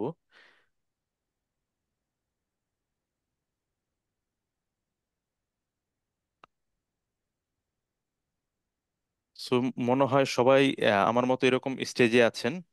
কারো তো এরর দেয়নি পিপ ইনস্টল নোটবুক, এই কমান্ড লেখার পরে কারো তো এরর দেয়নি। যারা সেটআপ দিচ্ছেন কারো কি কোনো এরর এসেছে? না স্যার। না স্যার, আসছে না। আচ্ছা, ওকে। সো আমাদের সেটআপ হচ্ছে। আমরা যদি এখানে খেয়াল করে দেখেন, আমাদের এখানে একটা নোটবুক জুপিটার নোটবুক সেটআপ দিচ্ছি, কিন্তু তার সাথে সে অনেক অনেক ধরনের তার এই যে ডিপেন্ডেন্ট যে লাইব্রেরিগুলো আছে সেই লাইব্রেরিগুলোকে সে কল করে সেটআপ করে নিচ্ছে। সো এটা সেটআপ হতে থাকুক। এর মধ্যে আমরা আমাদের যে নেক্সট যে সেশনটা আছে সেই সেশন নিয়ে আমরা কথা বলবো, সেটা হচ্ছে আইডেন্টিফায়ার। আমাদের আজকের টপিকস আমি অলরেডি শেয়ার করেছিলাম। আজকের টপিকস আমরা identifier, data types, escape character, type casting, এই বিষয়গুলো দেখবো। সো আমরা এখন সেটআপ হতে হতে আমরা নোটবুক প্লাস প্লাসে গিয়ে আমরা জাস্ট এখানে টাইপ করি, আমাদের সুবিধা হবে। এখন আমরা আলোচনা করব আইডেন্টিফায়ার নিয়ে। আইডেন্টিফায়ার। সো এভরি ল্যাঙ্গুয়েজ আইডেন্টিফায়ারটা, সবগুলো ল্যাঙ্গুয়েজে সাধারণত আইডেন্টিফায়ার থাকে। আইডেন্টিফায়ারটা আসলে কিছুই না, পাইথনের ভিতর একটা প্রোগ্রামিং এর ভিতরে, পাইথন প্রোগ্রামিং এর ভিতরে কোনো কিছুর নামটাই হচ্ছে আইডেন্টিফায়ার। কোনো কিছু যদি নাম থাকে সেটা হচ্ছে আইডেন্টিফায়ার। সেটা হতে পারে ভেরিয়েবলের নেম, হতে পারে মেথডের নেম, হতে পারে ক্লাসের নেম, অথবা হতে পারে ফাংশনের নেম। যাই হোক না কেন, সবই হচ্ছে আইডেন্টিফায়ার। সো সেই আইডেন্টিফায়ারটাকে আমরা বিভিন্নভাবে ডিফাইন করব। তো ডিফাইন করার জন্য কিছু রুলস রয়েছে, খুব ইম্পর্টেন্ট। এই রুলসগুলো জানা খুব ইম্পর্টেন্ট। যেমন এ সমান সমান 10, এখানে এই এ যে ভেরিয়েবল এটা হচ্ছে একটা আইডেন্টিফায়ার। এ কে যে আমরা ডিফাইন করলাম, এর মানটা হচ্ছে 10, এই এটাই হচ্ছে একটা আইডেন্টিফায়ার। সো এই আইডেন্টিফায়ার ডিফাইন করার জন্য আমাদের কিছু রুলস আছে পাইথনের, এই রুলসগুলো জানতে হবে। এই রুলসগুলো যদি আমরা না জানি তাহলে আমাদের, যেহেতু ডাটা অ্যানালিসিস একটা আহ, একটা অ্যাডভান্স লেভেলের কোর্স, এই রুলসগুলো না জানলে আমাদের ক্ষেত্রে সমস্যা হবে। তো প্রথম রুলস হচ্ছে রুলস নাম্বার হচ্ছে ওয়ান।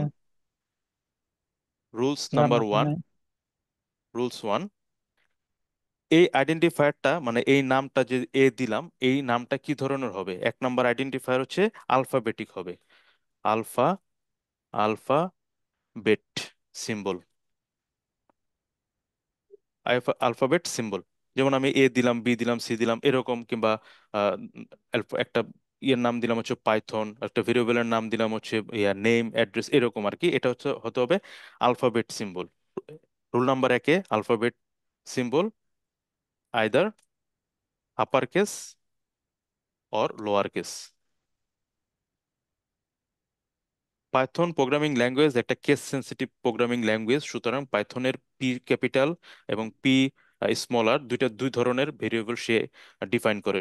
সুতরাং আমাদের যখন ভেরিয়েবল অ্যাসাইন করব, আমরা যদি দেই পি বড় হাতের দিয়ে পাইথন সমান সমান 10, আর ছোট হাতের ক্যাপিটাল যদি এরকম লিখি পাইথন সমান সমান 10, আবার পি বড় হাতের দিয়ে পাইথন সমান সমান 10, দুইটা হচ্ছে দুইটা ভেরিয়েবল হয়েছে, বিকজ পাইথন একটা কেস সেন্সিটিভ প্রোগ্রামিং ল্যাঙ্গুয়েজ। একই সাথে আইডেন্টিফায়ার ডিক্লারের ক্ষেত্রেও সে এই কেস সেন্সিটিভ বিষয়টাকে ফলো করে। সো 1 নম্বর রুলস, একের মধ্যে একটা হচ্ছে অ্যালফাবেট সিম্বল ইউজ করতে হবে, ডিজিট ইউজ করতে হবে 0 থেকে 9, এর বাইরে কোনো ডিজিট ইউজ করা যাবে না। ডিজিট ডিজিট অ্যালাউ অনলি 0 থেকে 9। এবং আরেক এই আলফাবেট এবং ডিজিটের বাইরে পাইথন প্রোগ্রামিং আরেকটা সিম্বল সে অ্যালাউ করে, সেটা হচ্ছে আন্ডার স্কোর। এছাড়া অন্য কোনো ধরনের যদি আমরা দিয়ে সিম্বল দিয়ে যদি আমরা প্রকাশ করি, যেমন CASH, ক্যাশ সমান সমান 100 টাকা আমি ধরি, সমান সমান 100 টাকা। আমরা একটু এটা দেখি, জুপিটার আছে, এটা সময় নিচ্ছে। আমরা পাইথনের শেল স্ক্রিপ্টে যাই, শেল স্ক্রিপ্টে গিয়ে আমরা এটা একটু দেখি, তাহলে আমাদের ক্লিয়ার হবে বিষয়টা। আমরা আরেকটা উইন্ডো খুলে নেই, CMD পাইথন। সো আমরা ক্যাশ সমান সমান 10 যখন আমরা লিখবো, হ্যাপিলি এই ক্যাশটাকে সে নিয়েছে আর কি, কোনো এরর দেয়নি। বাট আমরা যদি একটা $সাইন দিয়ে এস লিখি ক্যাশ, সেক্ষেত্রে আমাদেরকে একটা দেখেন এক্সেপশন দিবে, একটা সিনটেক্স এরর দিবে, ইনভ্যালিড সিনটেক্স, বিকজ $সাইন সে সাপোর্ট করে না। সো 1 নম্বর রুল আমাদের মনে রাখতে হবে, rule number 1, alphabet symbol lower case এবং আপার কেস যাই হোক না কেন, এটা হচ্ছে রুলস 1, ডিজিট অনলি 0 থেকে 9 এবং আন্ডার স্কোর এটা সাপোর্ট করে। এটা হচ্ছে আমাদের রুলস নাম্বার 1। এবং রুলস নাম্বার 2, এটা হচ্ছে আইডেন্টিফায়ারের ক্ষেত্রে রুলস নাম্বার 2 হচ্ছে, আমাদের যখন একটা ভেরিয়েবল আমরা অ্যাসাইন করব, অবশ্যই সেটা should not start with digit. Start with digit, digit দিয়ে কোনো ভেরিয়েবল অ্যাসাইন করা যাবে না। সো যেমন আমাদের যদি এরকম থাকে 1 2 3 ক্যাশ সমান সমান 10, এটা কখনো আমাদের পাইথন সাপোর্ট করবে না। আমরা একটু দেখি, CASH ক্যাশ 1 2 3 সমান সমান 10, এটা দেখছি যেহেতু কোনো এরর আসেনি, দ্যাট মিনস এটা সাপোর্ট করেছে। আমরা যদি একইভাবে 1 2 3 CASH ক্যাশ সমান সমান 10 দিই, সেক্ষেত্রে আমাদেরকে কিন্তু এরর দিচ্ছে, ইনভ্যালিড সিনটেক্স। সুতরাং 2 নম্বর রুল রুল হচ্ছে should not start with digit. বিষয়গুলো অবশ্যই মাথায় রাখতে হবে। রুলস নাম্বার 3, আমাদের 5টা রুল, আমরা 4টা রুল ফলো করে রুলস নাম্বার 3টা আমরা মনে রাখতে হবে। পাইথনের যেই প্রত্যেকটা প্রোগ্রামিং ল্যাঙ্গুয়েজ বলি কিংবা ইংলিশ ল্যাঙ্গুয়েজ বলি, বাংলা ল্যাঙ্গুয়েজ বলি, প্রত্যেকটা ল্যাঙ্গুয়েজের কিছু রিজার্ভড ওয়ার্ড রয়েছে। যেমন আপেল, কিংবা আমরা যদি বলি কুকুর কিংবা ডগ যদি বলি, এই ডগ মানে বোঝাচ্ছে ইংরেজি শব্দের একটা জাস্ট এক ধরনের প্রাণীকে বোঝাচ্ছে। সো একটা মিনিংফুল ওয়ার্ড আছে প্রত্যেকটা, এরকম মিনিংফুল অনেক অনেক শব্দ আছে ইংলিশে, যেখানে জাভাতে আছে 53টা রিজার্ভড ওয়ার্ড এবং পাইথনে অনলি 33 রিজার্ভড ওয়ার্ড। ওটা আমরা দেখাবো, এখনই দেখাবো এটা রিজার্ভড ওয়ার্ড। সেই রিজার্ভ ওয়ার্ড গুলো অবশ্যই পাইথনে ইউজ করা যাবে না। Reserved word, reserved word not allowed, এটা লিখে রাখি, not allow. Rules number 3। Rules 4 হচ্ছে, আমরা অলরেডি বলেছি এটা কভার করে, রুলস 4 হচ্ছে case sensitive. Case sensitive, case sensitive. আর rules number 5, rules 5, no length limit. Limit, so no length limit বলতে বোঝাচ্ছে আমি এ সমান সমান 10 যদি লিখি, এটা যেরকম অ্যালাউ করে আমি দিয়ে দিচ্ছি এভাবে লিখতে থাকলাম, অনেক লিখতে থাকলাম, চাপ দিয়ে ধরে রেখেছি সমান সমান 10। আমরা যদি এটা কপি করে আমাদের ওই কমান্ড প্রম্পটে নিয়ে যাই, এটা কপি করি, Ctrl+C, কপি করে আমরা কমান্ডে যদি দিই,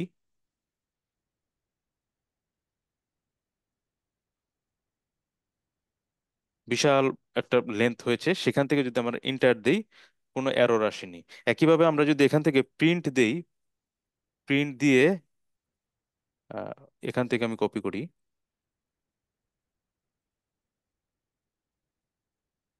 কন্ট্রোল C,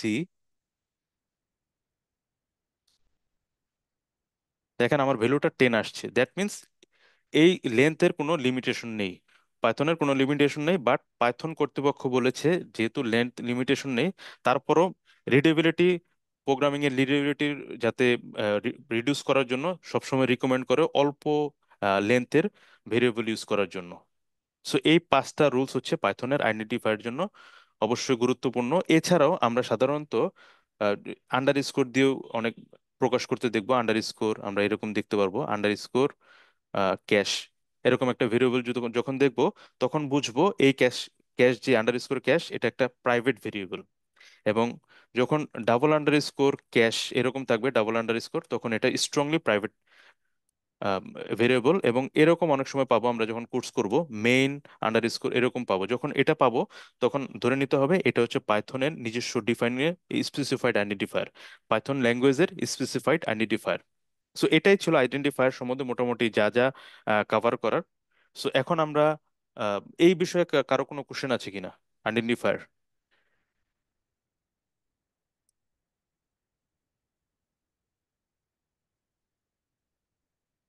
রিপিট করার প্রয়োজন আছে? আইডেন্টিফায়ার, না স্যার। তাহলে আপনি বলেন তো যে যে বললেন যে না, CASH হ্যাশ সমান সমান 10, এটা কি অ্যালাউ করবে নাকি অ্যালাউ করবে না? অ্যালো করবে না স্যার। অ্যালাউ ওকে, করবে না। বিকজ আন্ডার স্কোর ছাড়া অন্য কিছু নিবে না, কোনো symbol but. Special character allowed না স্যার। হ্যাঁ, স্পেশাল ক্যারেক্টার অ্যালাউড না, কিন্তু এখানে তো আমার 10 আসছে। কেন 10 আসছে এটা আমি ব্যাখ্যা করবো আমাদের এই আজকের ক্লাসে। আর একটা লাস্টে যেটা আছে কমেন্ট, সেই কমেন্ট হ্যাশ হচ্ছে কমেন্ট হিসেবে ইউজ করে। যখন ক্যাশের পরে হ্যাশটা পেয়েছে তখন সে ধরে নিচ্ছে পাইথন পিভিএম যে ক্যাশের পরবর্তীতে যা যা আছে সবকিছুই মানে এটা কমেন্ট করা আছে, এজন্য এটা অ্যালাউ করেছে হ্যাশটা। সো আমরা এখন যেহেতু আহ, আমাদের রুলসের মধ্যে একটা ছিল যে রিজার্ভড ওয়ার্ড, তো রিজার্ভড ওয়ার্ড নট অ্যালাউ। সুতরাং পাইথনের রিজার্ভড ওয়ার্ড কোনগুলো সেটা আমাদের জানা দরকার। কারণ আমরা যখন একটা ভেরিয়েবল যদি এভাবে অ্যাসাইন করি, আমি একটু ক্লিয়ার করে নেই তাহলে সবার দেখতে সুবিধা হবে। CLS, এখানে যদি আমরা এরকম একটা লিখি, পাইথন প্রিন্ট সমান সমান 10, এটা কি অ্যালাউয়েবল নাকি অ্যালাউ করবে নাকি করবে না? কি মনে হয় আপনাদের? প্রিন্ট সমান সমান 10 এটা কি অ্যালাউ হবে? Reserve word. অ্যালাউড করবে না স্যার, কারণ প্রিন্ট হ্যাঁ, তো ফাংশন একটা। হ্যাঁ, প্রিন্ট অ্যালাউ করবে, বিকজ প্রিন্ট হচ্ছে পাইথনের একটা বিল্ট ইন ফাংশন। সো আমি যদি এখান থেকে প্রিন্ট থেকে আবার প্রিন্ট দেই, দেখেন সেক্ষেত্রে আমাকে বলছে যে এরর দিচ্ছে, সে প্রিন্ট করতে পারছে না এই জন্য। কিন্তু সে কিন্তু আমার ভ্যালুটা ঠিকই নিয়েছে। আমি যদি এখান থেকে টাইপও দেই, টাইপ প্রিন্ট, সে কিন্তু ইন্টিজার হিসেবে ভ্যালুটা নিয়েছে। সো এই প্রিন্ট হচ্ছে একটা built in function. Built in function আমরা ডিফাইন করতে পারি, বাট কখনোই পাইথন বলে যে এই ধরনের বিল্ট ইন ফাংশন কখনোই আমরা ডিফাইন করব না ভেরিয়েবল হিসেবে। বাট রিজার্ভ ওয়ার্ড হচ্ছে পাইথনের মাত্র 33টি রিজার্ভ ওয়ার্ড রয়েছে। রিজার্ভ ওয়ার্ড পাইথনের 33টা রিজার্ভ ওয়ার্ড রয়েছে। আমি একে একে বলেছি সবার জন্য বোঝার সুবিধার্থে আমি মানে সাজিয়ে রেখেছি। আমরা যখন বুলিয়ানের জন্য ইউজ করব ট্রু, ফলস এবং নান, এগুলি হচ্ছে বুলিয়ান টাইপ। বুল টাইপ আমি সংক্ষেপে লিখলাম বুল টাইপ। রিজার্ভ ওয়ার্ড 33টি, 33। যেখানে জাভাতে রিজার্ভ ওয়ার্ড হচ্ছে 53টি। যে ল্যাঙ্গুয়েজে রিজার্ভ ওয়ার্ড যত কম, সে ল্যাঙ্গুয়েজ শেখা তত বেশি সহজ। 33, ওকে। বুল টাইপ এখানে আমরা পেলাম 3টা। দেন আমাদের আমরা যখন বিভিন্ন ধরনের অপারেটর ইউজ করি, and operator, or operator, and or, not, is, এ ধরনের অপারেটর ইউজ করি, এটা হচ্ছে অপারেটর, অপারেটর 4টা। অ্যান্ড অর নট ইজ, চারটা অপারেটর। এরপর আমরা কন্ডিশনের জন্য ইউজ করি if, ill if.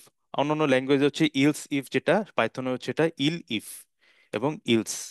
If, elif, else. সুতরাং এখানে কন্ডিশনার ক্ষেত্রে কন্ডিশন আমাদের এখানে তিনটা আমরা পেয়েছি। দেন আমাদের আছে লুপের ক্ষেত্রে। লুপের ক্ষেত্রে আমরা ইউজ করি হোয়াইল। পাইথনের ডো হোয়াইল কোনো কনসেপ্ট নেই, হোয়াইল, ফর।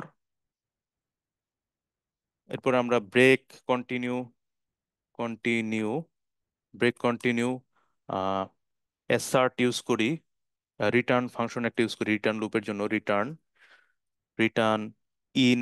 রেঞ্জের ক্ষেত্রে আমরা এটা আমরা সবগুলো দেখবো আসলে। ইন, ইল্ড, 1 2 3 4 5 6 7, সাতটা আমরা ইউজ করি লুপের ক্ষেত্রে। লুপ 7,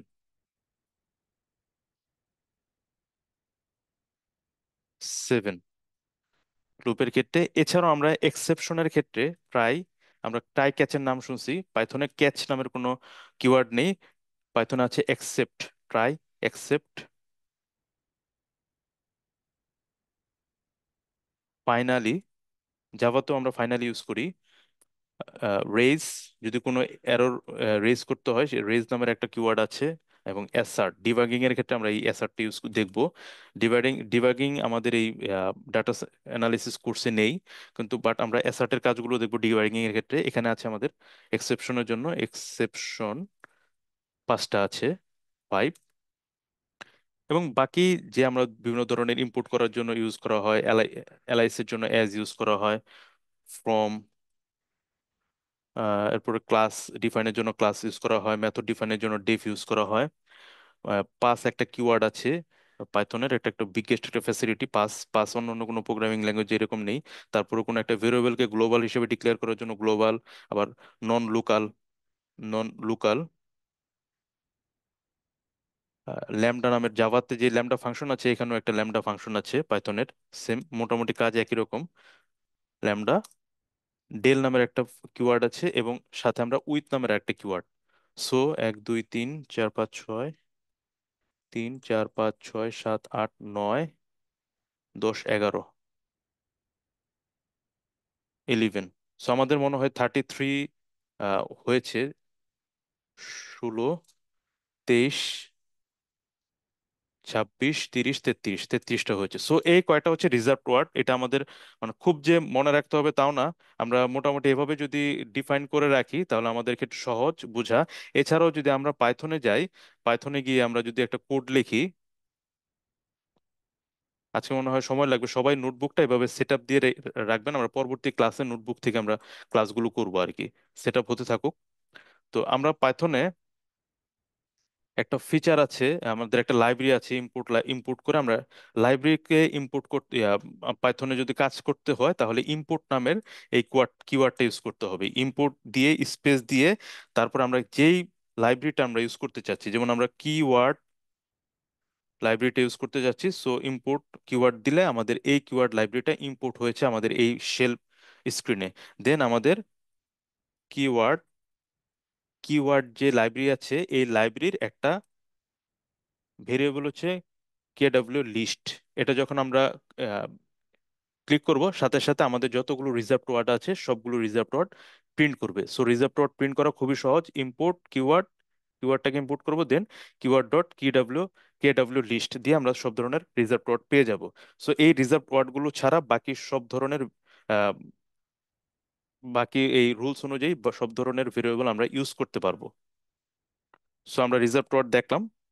এখন আমরা আমাদের পরবর্তী যেই বিষয় সেটা হচ্ছে ডাটা টাইপস আমরা দেখব। এই বিষয়ে কারো কোনো কোশ্চেন আছে কিনা, রিজার্ভড ওয়ার্ড?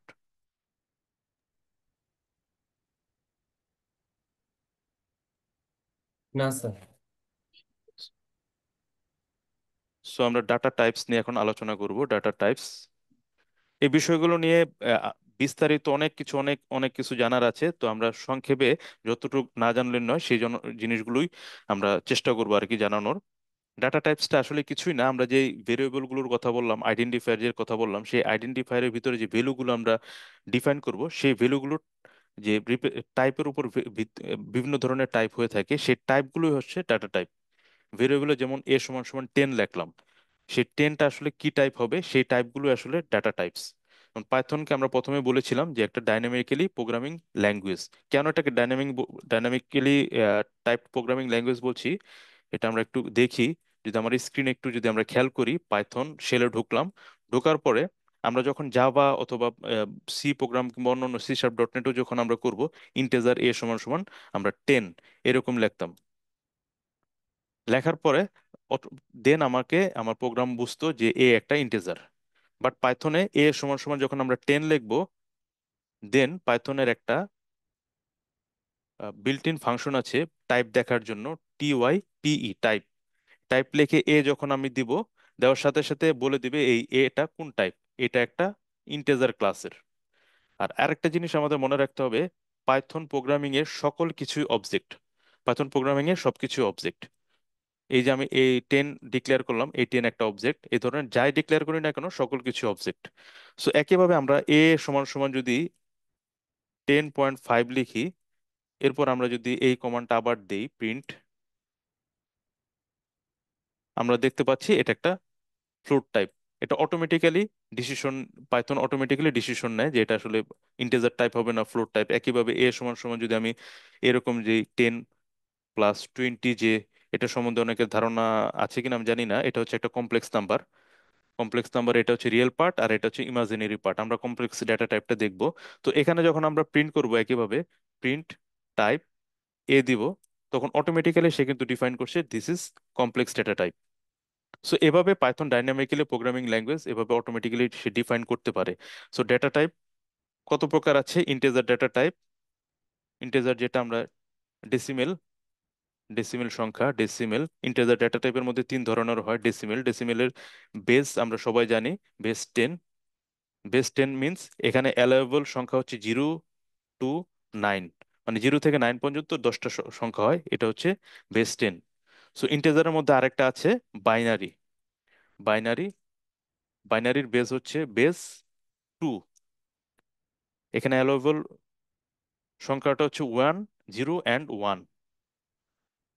ইন্টিজারের ক্ষেত্রে আরেকটা অক্টাল নাম্বার, অক্টাল। অলরেডি আমরা যখন ফান্ডামেন্টাল কোর্স করেছিলাম, সেই ফান্ডামেন্টাল কোর্সে আমাদের এই বিষয়গুলো থাকে। অক্টাল হচ্ছে বেস 8। সো এখানে সাপোর্ট করবে শুধুমাত্র 0 to 7, এবং লাস্ট হচ্ছে হেক্সাডেসিমাল। হেক্সাডেসিমাল, হেক্সাডেসিমালের বেস আমরা জানি 16, এবং এটা অ্যালাউ করে 0 to 9 অ্যান্ড এ থেকে এফ।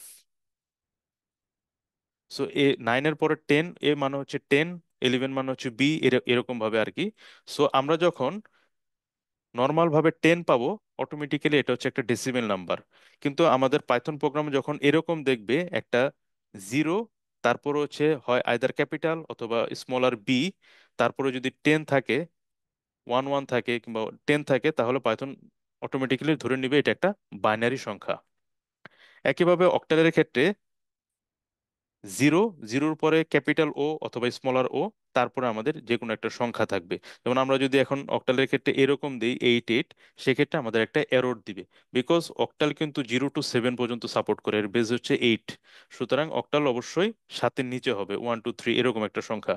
আর হেক্সার ক্ষেত্রে আমরা X0 X আমরা দিচ্ছি FE34 এরকম। সো আমরা এই কোডগুলো একটু রান করে দেখি। যেমন হেক্সারটা যদি রান করে দেখি আমরা, এ সমান সমান কন্ট্রোল V দিই, আমাদের কিন্তু এটা কোডটা নিয়েছে। এবং আমরা যদি প্রিন্ট টাইপ দেই,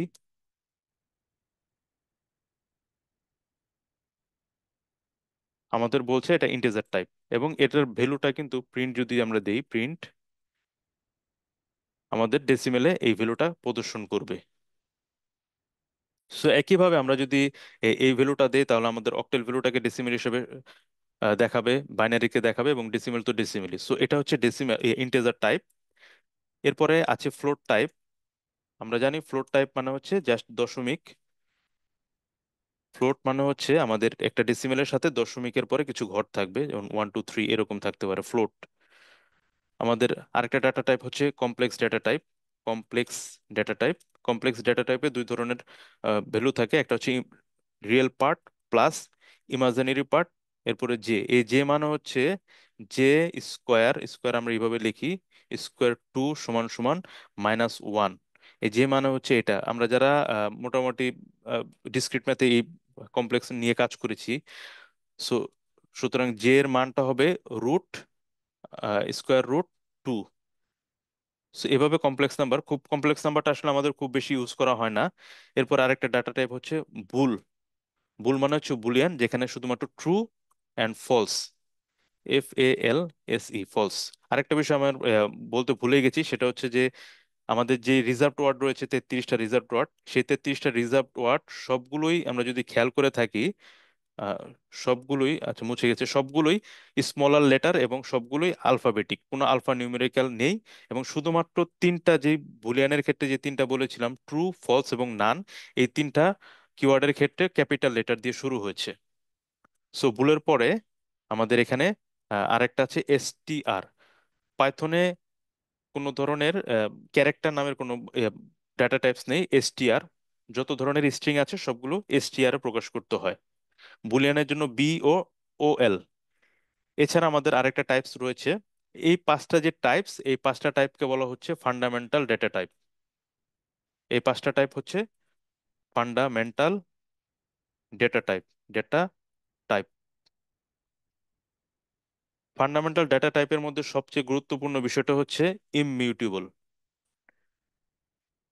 ইমিউটেবল কি? ইমিউটেবল হচ্ছে একবার যদি ডিফাইন করা হয় কোনো একটা ভ্যালু, সেই ভ্যালুটা মেমোরিতে যতক্ষণ পর্যন্ত না এটা গার্বেজে না যাবে এবং ওই ভ্যালুটা যতক্ষণ পর্যন্ত না ডিলিট করা হবে, সেই পর্যন্ত সেই ভ্যালুটা ওভাবেই থাকবে, এটাকে চেঞ্জ করা যাবে না। একবার ডিফাইন করার পরে সেটাকে চেঞ্জ করা যাবে না। যেরকম আমি যদি ধরি এ সমান সমান, আমরা লিখলাম হচ্ছে 10, বি সমান সমান আমরা যদি লিখি 10, এই বিষয়টা মানে বোঝাচ্ছে আমার মেমোরিতে, আমি যদি একটু স্ক্র্যাচ করি, এটা হচ্ছে মনে করেন আমার একটা মেমোরি লোকেশনে 10টা আছে, 10। আমি যখন এ সমান সমান 10 লিখবো, এ পয়েন্টিং করবে এই মেমোরি লোকেশনটাকে। আবার বি সমান সমান যখন 10 লিখবো, তখন ও বি এই মেমোরি লোকেশনটাকেই অ্যালোকেট পয়েন্টিং করবে। আবার সি সমান সমান যদি 10 লিখি, এই সি এই 10টাকেই অ্যালোকেট করবে। সো আমি যদি এখন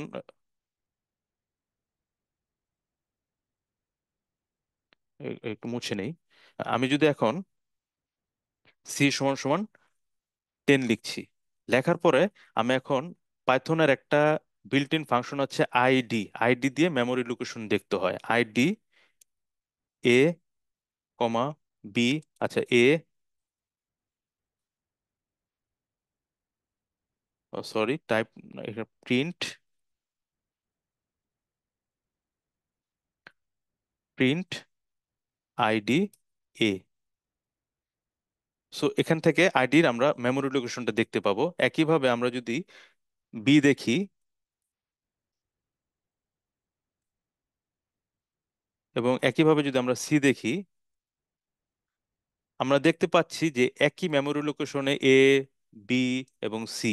দ্যাট মিন্স তিনটা ভ্যালু আমাদের একটা অবজেক্ট যেটা আছে সেটাকে পয়েন্টিং করছে, এই জন্যই বলা হচ্ছে এটা ইমিউটেবল, এটাকে চেঞ্জ করা যায় না। এখন যদি আমরা কোনো কারণে এ সমান সমান 20 লিখি, 20 লিখি, সেই ক্ষেত্রে কিন্তু আমার দেখেন মেমোরি লোকেশনটা চেঞ্জ হয়ে যাবে। এই লোকেশন ছিল এখন অন্য লোকেশনে চলে আসছে, 008 দিয়ে শুরু হয়েছে। কিন্তু একইভাবে আমার যদি বিটা দেখি আমরা, বি কিন্তু আগের মেমোরি লোকেশনে আছে। কোনো কারণে যদি আমি আবার এ সমান সমান আবার 10 লিখি, সেই ক্ষেত্রে দেখেন আমার কিন্তু এটা মেমোরি লোকেশন সেই আগের যে ছিল সেই মেমোরি লোকেশনটাকে পয়েন্টিং করছে। যে 20-এর যে মেমোরি লোকেশনটা ছিল, এই মেমোরি লোকেশন, এই মেমোরি লোকেশন থেকে সে এই পয়েন্টিং যে করেছিল সেই পয়েন্টিংটাকে মুছে দিয়ে সে চলে গেছে সে 10-এর যে মেমোরি লোকেশন আছে সেই মেমোরি লোকেশনে। এই 20 যে মেমোরি লোকেশনটা আছে, যে পর্যন্ত অনেকক্ষণ পর্যন্ত এটা থাকবে, থাকার পরে এক সময় এটা গার্বেজ কালেকশনে চলে যাবে, তারপর এটা ডিস্ট্রয় হয়ে যাবে। সো এটা হচ্ছে ইমিউটেবল। তো এই পাঁচটা ডাটা টাইপ হচ্ছে ইমিউটেবল। এছাড়া আমাদের ডাটা টাইপ রয়েছে বাইট, খুব কম ইউজ হয়, বাইট এবং বাইটস অ্যারে, বাইটস এবং বাইট অ্যারে। বাইট অ্যারে, এটা আসলে আমাদের জানার জন্য আসলে খুব কম ইউজ হয়। এছাড়া আমরা রেঞ্জ নিয়ে কাজ করব। রেঞ্জ ডেটা টাইপ আছে, লিস্ট ডেটা টাইপ আছে, আমরা অনেক বেশি কাজ করব লিস্ট নিয়ে। লিস্ট হচ্ছে আমাদের স্কোয়ার ব্র্যাকেট দিয়ে প্রকাশ করতে হয়, এবং স্কোয়ার ব্র্যাকেটের ভিতরে 10, 20, 30, 40, এই এভাবে আমাদের লিস্ট, সেট, ডিকশনারি এটা নিয়ে খুব বেশি কাজ করা হয়। এবং এটা আমার আসলে আহ, পিছনে কয়েকটা ক্লাস হবে আর কি, এটার উপরে বিস্তারিত ক্লাস হবে, সেজন্য আমরা আসলে ডাটা টাইপটা কি জিনিস আমরা শুধুমাত্র বলে যাচ্ছি। এছাড়া আমাদের লিস্টের সাথে সাথে আছে টাপল। টাপল লিস্ট হচ্ছে একটা ইমিউটেবল। লিস্টের ক্ষেত্রে দুটা খুব গুরুত্বপূর্ণ বিষয় আছে, সেটা হচ্ছে যে লিস্টে যে আমি যেই অর্ডার অনুযায়ী রেখেছি, প্রথমে 10, তারপরে 20, তারপরে 30, তারপরে 40, এই অর্ডারটা লিস্ট মেনটেন করে, অর্ডার মেনটেন। এছাড়া লিস্টের আরেকটা বিষয় আছে, অর্ডার মেনটেন যেরকম করে সেটা সেরকম মিউটেবল, চাইলে আমি যে কোনো সময় এটা চেঞ্জ করতে পারবো। মিউটেবল। সো যেহেতু অর্ডার মেনটেন করে, সুতরাং এখানে ইন্ডেক্স মিন্স এটা হচ্ছে আমার 0 পজিশন, এটা হচ্ছে 1 পজিশন, এটা 2 পজিশন, এটা 3 পজিশন। একইভাবে যদি আমরা নেগেটিভ ভাবে কাউন্ট করি, এটা হচ্ছে -1, -2, -3, -4, এভাবে ইন্ডেক্সিং করে। এবং স্লাইসিং কনসেপ্টটা আছে, স্লাইসিং। সো কোনো কারণে যদি আমার মনে হয় যে না, আমি একটা ডাটা টাইপ চাচ্ছি যেটা চেঞ্জ করা যাবে না, অর্ডার মেনটেন করবে বাট চেঞ্জ করা যাবে না, সো সেক্ষেত্রে টাপল ইউজ করতে হয়। টাপলটা আমাদের প্যারেনথেসিসের ভিতরে লিখতে হয়। লিস্ট আমাদের স্কোয়ার ব্র্যাকেট, টাপল আমাদের লিখতে হয় প্যারেনথেসিসের ভিতরে 10, 20, 30, 40 এভাবে। দ্যাট মিন্স আমরা বলতে পারি লিস্ট টাপলটা হচ্ছে লিস্টের একটা রিড অনলি ভার্সন। এরপর আমরা আরেকটা ডাটা টাইপের নাম শুনবো, সেটা হচ্ছে সেট। আমরা অলরেডি করেছি। তো লিস্টের ভিতরে আরেকটা ইম্পর্টেন্ট বিষয় হচ্ছে list heterogeneous data type support করে। দ্যাট মিন্স আমাদের একই সাথে ইন্টিজার ভ্যালু, তারপর হচ্ছে আমাদের স্ট্রিং ভ্যালু এবং ফ্লোট ভ্যালু সবই সাপোর্ট করতে পারে। একই লিস্টের ভিতর আমরা অ্যাসাইন করতে পারি। এটাকে বলা হচ্ছে হেটারোজেনিয়াস। বাট সেট এই অর্ডার মেনটেন করে না, এবং সেটের ভিতরে সাধারণত হেটারোজেনিয়াস সাপোর্ট করে না, একই সমজাতীয় ভ্যালুগুলো অ্যাসাইন করতে হয়, এবং এটা কার্লি ব্রেসিসের ভিতরে অ্যাসাইন করতে হয় লিস্টটা 10, 20, 30, 40 এরকম। সো লিস্টের সেটের সেট একটা মিউটেবল, এটাকে চেঞ্জ করা যায়। সেটের একটা রিড অনলি ভার্সন হচ্ছে frozen set. Frozen set just S লিখে এই সেটটাকে প্রকাশ করতে হয়। আমি জাস্ট এই সেটের ভ্যালুটাকে প্রকাশ করতে হয়। এটা হচ্ছে ফ্রোজেন সেট। আর সবচেয়ে বেশি ব্যবহৃত হয় ডিকশনারি, DICT, যেটাকে বলা হয় DICT। এই ডিকশনারিটা আমাদের ওই ডাটা টাইপসটা অনেক বেশি ব্যবহৃত হয়। ডিকশনারিতে দুইটা ভ্যালু থাকে, প্রত্যেকটা একটা কার্লি ব্রেসিসের মাধ্যমে প্রকাশ করা হয়, এবং এখানে দুই ধরনের ভ্যালু থাকে, একটা হচ্ছে কি ভ্যালু, আর একটা কি আর একটা ভ্যালু, কমা এরকম থাকবে আর কি। সো আমরা দিতে পারি হচ্ছে নেম শামিম, সিরিয়াল 2, এরকম আর কি। এটা হচ্ছে কি, এবং এটা হচ্ছে ভ্যালু। এটা কি, এটা ভ্যালু। যখন আমি ডিকশনারির এই কি দিয়ে ডাটাকে কল করব, তখন আমাকে এই ভ্যালুটা শো করবে। এই কি দিয়ে যখন আমরা ডাটাকে কল করব, তখন আমাকে এই ভ্যালুটা শো করবে। এটা হচ্ছে ডিকশনারি। তো সো লাস্ট আরেকটা ডাটা টাইপ আছে, সেটা হচ্ছে নান ডাটা টাইপ, যেটা অন্যান্য প্রোগ্রামিং ল্যাঙ্গুয়েজে নেই। নান আমাদের মনে হচ্ছে যে কোনো একটা ভেরিয়েবল আমরা ডিক্লেয়ার করব, কোনো ভ্যালু এখানে অ্যাসাইন করার প্রয়োজন নেই, নান রেখে দিব। নান একটা অবজেক্ট, এবং এই অবজেক্ট একটা এমটি লোকেশনকে পয়েন্টিং করে। তো এই ছিল মোটামুটি আমাদের ডেটা টাইপ। বিস্তারিত আমরা যখন কাজ করব ডেটা টাইপ নিয়ে আরো দেখব এই ডেটা টাইপ। তার এখানে লিস্ট থেকে ডিক্ট সবগুলোই অ্যারেরই বিভিন্ন রূপ মনে হচ্ছে। নো নো, আরেকটা বিষয় সেটা হচ্ছে যে পাইথনের সবচেয়ে আরেকটা লুপ বলতে পারি আমরা, লুপ হোল, সেটা হচ্ছে যে পাইথনে অ্যারে নামের কোনো কনসেপ্ট নেই। পাইথনে অ্যারে নামের কোনো কনসেপ্ট নেই, পাইথনে রয়েছে লিস্ট কনসেপ্ট। তো লিস্ট এবং অ্যারের মধ্যে যদি আমরা একটু পার্থক্য দেখি, আমি একটু স্ক্র্যাচ করি। এটা মনে করেন আমার একটা মেমোরি লোকেশন। আমরা যখন একটা লিস্ট ডিফাইন করব, তখন লিস্টে কিন্তু সবগুলো ভ্যালু, যে 10, 20, 30, 40, সবগুলো ভ্যালু একটা লোকেশনে গিয়ে সে পয়েন্টিং হবে। যখন আমরা অ্যারে ইউজ করব, তখন কিন্তু 10 এখানে থাকবে, 20 এখানে থাকবে, 30 এখানে থাকবে, ভরটি এখানে থাকবে, যেটা আসলে পাইথন সাপোর্ট করে না। বাট ডাটা অ্যানালিসিসের জন্য সবচেয়ে গুরুত্বপূর্ণ হচ্ছে এই অ্যারে। এই অ্যারের জন্য আসলে আমরা নামপি ইউজ করব, নামপির মাধ্যমে আমরা অ্যারেটা কাজ করব, অ্যারেতে কাজ করব। তো আমাদের মনে রাখতে হবে যে যখন কোনো ধরনের এরকম কাজ করব, অবশ্যই মনে রাখতে হবে যে লিস্ট যখন স্কোয়ার ব্র্যাকেট পাবো, দ্যাট মিন সেটা হচ্ছে লিস্ট। যখন আমরা ফার্স্ট ব্র্যাকেট পাবো সেটা হচ্ছে টাপল। যখন সেট পাবো কার্লি ব্রেসিস, এবং কার্লি ব্রেসিসের ভিতরে একটা করে ভ্যালু থাকবে, তখন এটা হচ্ছে সেট। এবং কার্লি ব্রেসিসের ভিতরে দুইটা করে যখন ভ্যালু থাকবে সেটা হচ্ছে ডিকশনারি। আমরা এটার ব্যবহারগুলো দেখবো আমাদের এই ডিকশনারি, সেট, টাপল এবং লিস্ট, এই চারটা নিয়ে পরবর্তীতে আরেকটা সেশন আছে, সেই সেশনে আমরা স্লাইসিং সহ দেখবো আর কি, কিভাবে এটাকে স্লাইস করতে হয়।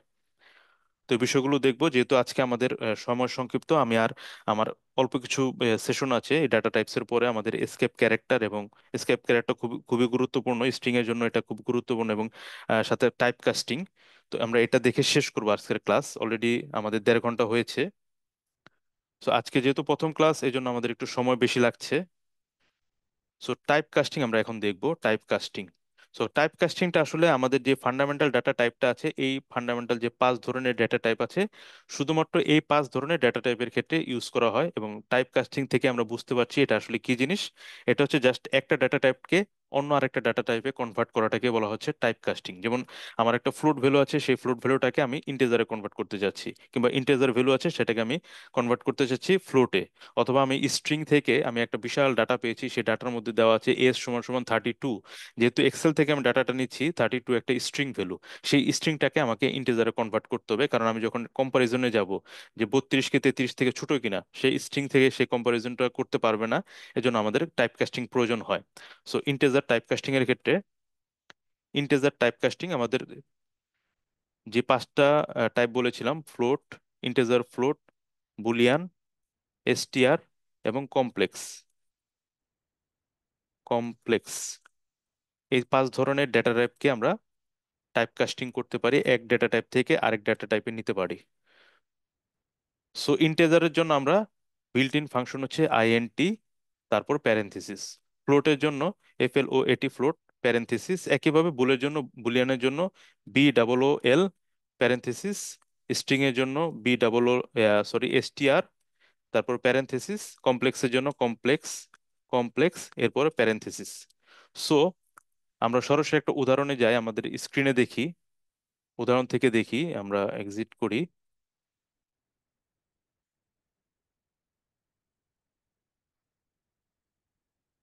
ক্লিয়ার করে নিচ্ছি পাইথন। সো আমার একটা ভ্যালু আছে এ সমান সমান 10.8। সো যখন এটা আমরা প্রিন্ট করে দেখি, প্রিন্ট এটা টাইপটা দেখি আমরা, টাইপ। সো টাইপ দেখার জন্য built in function type use করব আমাদের টাইপটা দেখছি আমরা ফ্লোট টাইপ। সো এটাকে আমরা কনভার্ট করব জাস্ট আইএনটি, আইএনটি, ইন্টেজার লিখে লিখে ইন্টার প্রেস করব। এখন আমরা যদি টাইপটা দেখি, টাইপ এ ফ্লোট। আবার একইভাবে আমরা যদি এর মানটা আরেকটা ভেরিয়েবলের যদি এভাবে নেই, ইন্টিজার, এবার টাইপ দেখি, এন এর টাইপটা দেখি আমরা, সরি, টাইপ, সেক্ষেত্রে আমরা দেখতে পাচ্ছি এটা ইন্টিজার, এনটা হচ্ছে ইন্টিজার। এভাবে ইন্টিজার কনভার্ট করা হয়। একইভাবে আমাদের যদি এ সমান সমান স্ট্রিং থাকে, সো স্ট্রিংটাকে অবশ্যই সিঙ্গেল কোট অথবা ডাবল কোটের ভিতরে প্রকাশ করা হয়। পাইথন রিকমেন্ড করে স্ট্রিং গুলোকে অবশ্যই সিঙ্গেল কোটের ভিতরে লিখতে। তো সিঙ্গেল কোট আমরা দিচ্ছি পাইথন, সিঙ্গেল কোটের ভিতরে যখন আমরা পাইথন লিখবো, এটা হচ্ছে একটা স্ট্রিং আকারে হচ্ছে। এই পাইথনটাকে আমরা আসলে কনভার্ট করতে পারবো না, আইদার ইন্টিজার হোক অথবা ফ্লোট হোক, কারণ এটার ভিতরে কোনো ভ্যালু নেই। কোনটা আমরা পারবো, যেটার ভিতরে ভ্যালু থাকবে। এ সমান সমান যদি এইভাবে থাকে 10, সো এই 10টা যদি টাইপ দেখি আমরা, বলবো এটা একটা স্ট্রিং টাইপ, এসটিআর টাইপ। এটাকে আমরা আসলে কনভার্ট করতে পারবো। তো সেক্ষেত্রে আমরা জাস্ট ইন্টিজার যখন আমরা দিব, অটোমেটিক দেখেন এটা 10 হয়েছে, এটা হচ্ছে আমাদের ইন্টিজার টাইপ। এভাবে আসলে টাইপ কনভার্সন করা হয়। একইভাবে যখন আমরা ফ্লোট করব, FLOAT, আমাদের সমান সমান আমরা একটা 10 নেই, ফ্লোটের জন্য ফ্লোট ফাংশন। এরপরে আমরা যখন দিব, অটোমেটিক্যালি আমার স্পেলিংটা ভুল হচ্ছে, FLOAT, ফ্লোট অটোমেটিক্যালি আমাদের দেখেন 10.0, দ্যাট মিনস এটা ফ্লোট টাইপ হয়েছে। সো একইভাবে আমরা বুলিয়ান দিয়ে বুলিয়ান টাইপ ইউজ করতে পারবো। বুল বুল দিয়ে যখন আমরা 10 দিব, বুলিয়ানের ক্ষেত্রে আমাদের মনে রাখতে হবে জিরো হচ্ছে ফলস, জিরো ব্যতীত যাই আছে সবই হচ্ছে ট্রু। যদি আমরা এখানে 0.0 লিখি ফলস, আর 0.1ও লিখি সেক্ষেত্রে ট্রু, দ্যাট মিনস। অথবা বুলিয়ানের ক্ষেত্রে যদি আমরা এখানে কোনো ধরনের ভ্যালু দিই পাইথন, সেক্ষেত্রেও বুলিয়ান অ্যালাউ করবে এবং এটা হচ্ছে ট্রু। বুলিয়ানের ক্ষেত্রে জিরো ব্যতীত বাকি সকল কিছু হচ্ছে ট্রু। একইভাবে আমরা যদি কমপ্লেক্স কনভার্ট করতে চাই, কমপ্লেক্সের ভিতর আমরা যখন ভ্যালু একটা দিব, জিরো যখন দিব, তখন অটোমেটিক্যালি আমার zero J, that means zero plus zero J. Imaginary part হচ্ছে জিরো। কমপ্লেক্স আমরা দুই ধরনের ফর্ম ভ্যালু পাঠাতে পারবো, একটা হচ্ছে শুধুমাত্র ওয়াই, আর একটা হচ্ছে শুধুমাত্র এক্স এবং ওয়াই। যেমন আমি 1 এবং 2 দুইটা যদি পাঠাই, সেক্ষেত্রে আমাকে 1+2 জে। এভাবে যেহেতু কমপ্লেক্স নাম্বারটা খুব বেশি আমরা ইউজ করি না, সেহেতু আমাদের কনভার্সনটা আসলে প্রয়োজন নেই। সো এইটা হচ্ছে আমাদের কনভার্সেশন টাইপ কাস্টিং। এছাড়াও আমরা যদি এসটিআর মেথড ইউজ করে আমরা একটা ইন্টিজারকেও কনভার্ট করতে পারি। এসটিআর দিয়ে একটা ইন্টিজার দিয়ে যখন ইন্টার দিব, এটা একটা STR type, integer type, sorry string type. তো এভাবে আসলে টাইপ কাস্টিং গুলো করে। আহ, এটা হচ্ছে মোটামুটি সংক্ষেপে টাইপ কাস্টিং। এছাড়াও আমাদের আরেকটা এই কোর্স আজকের বিষয় ছিল এসকেপ ক্যারেক্টার, যেটা খুবই খুবই গুরুত্বপূর্ণ। আসলে পাইথন প্রোগ্রামিং এসকেপ ক্যারেক্টার না জানলে আসলে আমরা অনেক ডাটা অ্যানালিসিসের অনেক কিছু মিস করব। সো এসকেপ ক্যারেক্টার গুলো আমি একে একে লিখছি। স্কেপ ক্যারেক্টার, সো আরো কিছু কি ছিল কিনা আমি একটু দেখে নেই। Power point,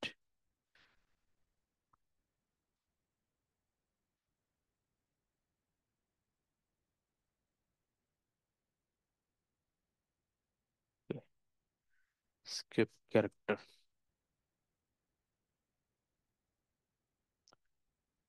so escape character কোনটা? এসকেপ ক্যারেক্টার হচ্ছে একটা, যখন আমরা একটা কোডিং করব, একটা লাইন লিখবো, সেই লাইনে যদি যেই ভ্যালুগুলো অ্যালাউ করবে পাইথন প্রোগ্রাম, সেই লাইনগুলোকে বলবো আমরা এসকেপ ক্যারেক্টার। সো আমরা একটু যদি উদাহরণে যাই, সিএলএস পাইথন, ধরি আমরা এ সমান সমান পাইথন। আচ্ছা, আরেকটা ডিফারেন্ট ফ্লেভার আপনাদের জানাই, সেটা হচ্ছে যে আমরা যদি যে কোনো জায়গায় আমরা যখন একটা কোড লিখবো, ধরি আমাদের ডেস্কটপে একটা ফাইল আছে, সেই ফাইলটার নাম হচ্ছে test.py, এই ফাইলটাই আছে। সো এই ফাইলটাকে রান করার জন্য কি করতে হবে আমরা এটা একটু দেখি। আমরা তো ভিএস কোডে দেখেছি কিভাবে। আমরা এ সমান সমান দিলাম হচ্ছে পাইথন। পাইথন স্ট্রিং এর ক্ষেত্রে ডাবল কোট সিঙ্গেল কোট সবই অ্যালাউ করে। বি সমান সমান আমরা ডাবল কোট দিয়ে দিলাম কোডিং, প্রিন্ট এ, প্রিন্ট বি। সো সেভ করলাম। সেভ করে আমাদের এই লোকেশনে গিয়ে জাস্ট আমাদের ডেস্কটপে গিয়ে আমাদের সিএমডি করতে হবে। দ্যাট মিন্স এই লোকেশনে আমাদের আসতে হবে। এই লোকেশনে আসার পরে পাইথন লিখে আমাদের যে ফাইলটা আছে test.py, এটা লিখলে আমাকে এই প্রিন্টটা দিবে, আউটপুটটা দেখাবে। এভাবে পাইথন প্রোগ্রামিং আমরা রান করতে পারি। সো আমরা যদি এভাবে এ এবং বি যেরকম আমরা অ্যাসাইন করেছি, পাইথনের একটা বিগেস্ট ফ্যাসিলিটি হচ্ছে ভেরিয়েবলগুলো অ্যাসাইন করার জন্য আমাদের এক লাইনেও আমরা চাইলে এই ভেরিয়েবল অ্যাসাইন করতে পারি। সেক্ষেত্রে আমরা একই লাইনে এ কমা বি যখন দিব, দেওয়ার পরে পাইথন কমা আমরা কোডিং দিচ্ছি, কোডিং সেভ করছি। সেভ করে আমরা যখন আবার রান করি, এই কমান্ডটা রান করে দেখতে পাচ্ছি আমাদের কোনো ধরনের এরর আসেনি। দ্যাট মিন্স আমরা এভাবেও এখান থেকে 1 2 3 4 5 6 এরকম আমাদের ইচ্ছা মতো আমরা এখানে একটি লাইনেই সবগুলো কোড অ্যাসাইন করতে পারবো। একইভাবে আমরা প্রিন্টের ক্ষেত্রেও এ কমা বি দিয়েও প্রিন্ট করতে পারবো। সেভ করি। সেভ করার পর আমি একটু রান করি, আমাদের একই লাইনে পাইথন কোডিং চলে আসছে। সো আমাদের এখন প্রশ্ন হতে পারে যে আমি এর ভিতরেই পাইথন কোডিং এই লেখাটাকে 2 লাইনে দেখতে চাচ্ছি। সো 2 লাইনে যখন দেখতে চাচ্ছি, দ্যাট মিনস প্রথম লাইন এটা, দ্বিতীয় লাইনে কোডিং, এভাবে আমি দেখতে চাচ্ছি প্রিন্ট এ। সো 2 লাইনে আমি কিভাবে দেখব? সো 2 লাইনে যখন দেখতে যাচ্ছি, তখন আমাকে এখানে এরর দিচ্ছে এবং এররটা বলছে EOL while scanning string literature. That means সে 2 লাইন পাওয়ার কারণে এই স্ট্রিং লিটারেচার সে একটা এরর দিয়েছে। সো এই বিষয়টাকে ওভারকাম করার জন্যই আমাদেরকে ইউজ করতে হয় এসকেপ ক্যারেক্টার, এই বিষয়গুলোই। সো এসকেপ ক্যারেক্টার বিভিন্ন ধরনের হয়, এখানে এক ধরনের এসকেপ ক্যারেক্টার ইউজ করতে হয়, সেটা হচ্ছে ডক স্ট্রিং বলে। আমরা যখন তিনটা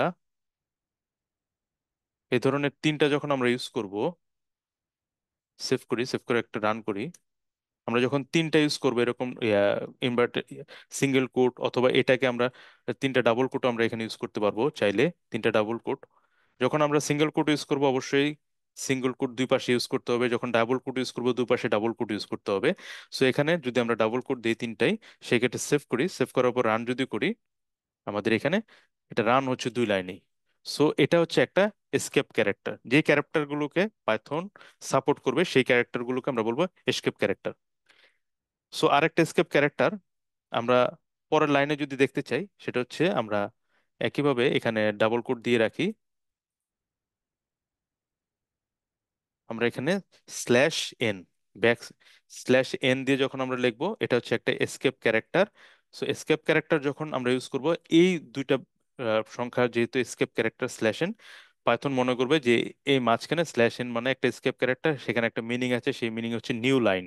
সো নিউ লাইনে আমাকে এটা প্রিন্ট করতে হবে। তখন আমি যখন এটা রান করব, রান করলে আমরা দেখতে পাবো যে পাইথন একটা লাইনে আসছে, কোডিংটা আরেক লাইনে প্রিন্ট হয়েছে। একইভাবে আরেকটা এসকেপ ক্যারেক্টার হচ্ছে স্ল্যাশ টি। সো টি যখন দিব তখন হচ্ছে ট্যাব মানে একটা স্পেস হবে, রান করবো যখন তখন দেখবো আমরা পাইথন কোডিং এর মাঝখানে একটা স্পেস। তো এই ধরনের অনেকগুলো স্কেপ ক্যারেক্টার রয়েছে। একসময় আমার এরকম হতে পারে যে এরকম আমি যদি প্রিন্ট করতে চাই, আমার সিঙ্গেল কোটের ভিতরে যখন this is Shamim apostrophe S দিলাম কোর্স, এই ক্ষেত্রে আমি যখন এটা প্রিন্ট করব সেভ করে, তখন আমাকে একটা এরর দিবে, এরর দিচ্ছে। সো এরর দিচ্ছে কারণ আমার এখানে এই সিঙ্গেল কোডটা নিচ্ছে না। সো তার মানে কি আমি সিঙ্গেল কোড ইউজ করতে পারবো না? অবশ্যই ইউজ করতে পারবো, এবং সেটা এসকেপ ক্যারেক্টার দিয়ে আমি ইউজ করতে পারবো। এসকেপ ক্যারেক্টার ব্যাক স্ল্যাশ দিয়ে আমি ইউজ করতে পারবো। সেভ করব, সেভ করে আমি যখন রান করব, আমার এখানে কিন্তু হ্যাপিলি কোডটা রান করছে। অথবা আমি এসকেপ ক্যারেক্টার যদি না ইউজ করি, যদি কোনো একটা স্ট্রিং এর ভিতরে একটা সিঙ্গেল কোড থাকে, তাহলে আমি বাইরে দুইটা সিঙ্গেল ডাবল কোড ইউজ করব, তাহলেও আমি এটা রান করতে পারবো, এভাবে রান করতে পারবো। সো স্কেপ ক্যারেক্টার গুলো আমি একে একে লিখছি, জাস্ট আপনার এটা মনে রাখার জন্য। স্কেপ ক্যারেক্টার হচ্ছে পাইথনে খুব বেশি স্কেপ ক্যারেক্টার নেই, সবগুলো আমি কভার করছি। এটা হচ্ছে নিউ লাইনের জন্য, নিউ লাইনের জন্য খুব সংক্ষেপে লিখে যাচ্ছি। স্ল্যাশ টি এটা হচ্ছে নিউ ট্যাব, ট্যাব জন্য। স্ল্যাশ আর ইউজ করা হয়, আর হচ্ছে ক্যারিজ বলা হয়, ক্যারিজ। ক্যারেজ বলতে আমি এই আরটা যেখানে ইউজ করবো, আমার কার্সারটা ওই পাশে ওখানেই ব্রিং করবে, এই ক্যারেজ এটার জন্য ইউজ করা হয়। আরেকটা ইউজ করা হয় স্ল্যাশ বি, বি হচ্ছে ব্যাকওয়ার্ড, আর ফরওয়ার্ডের জন্য ব্যাকওয়ার্ড, ফরওয়ার্ডের জন্য এফ।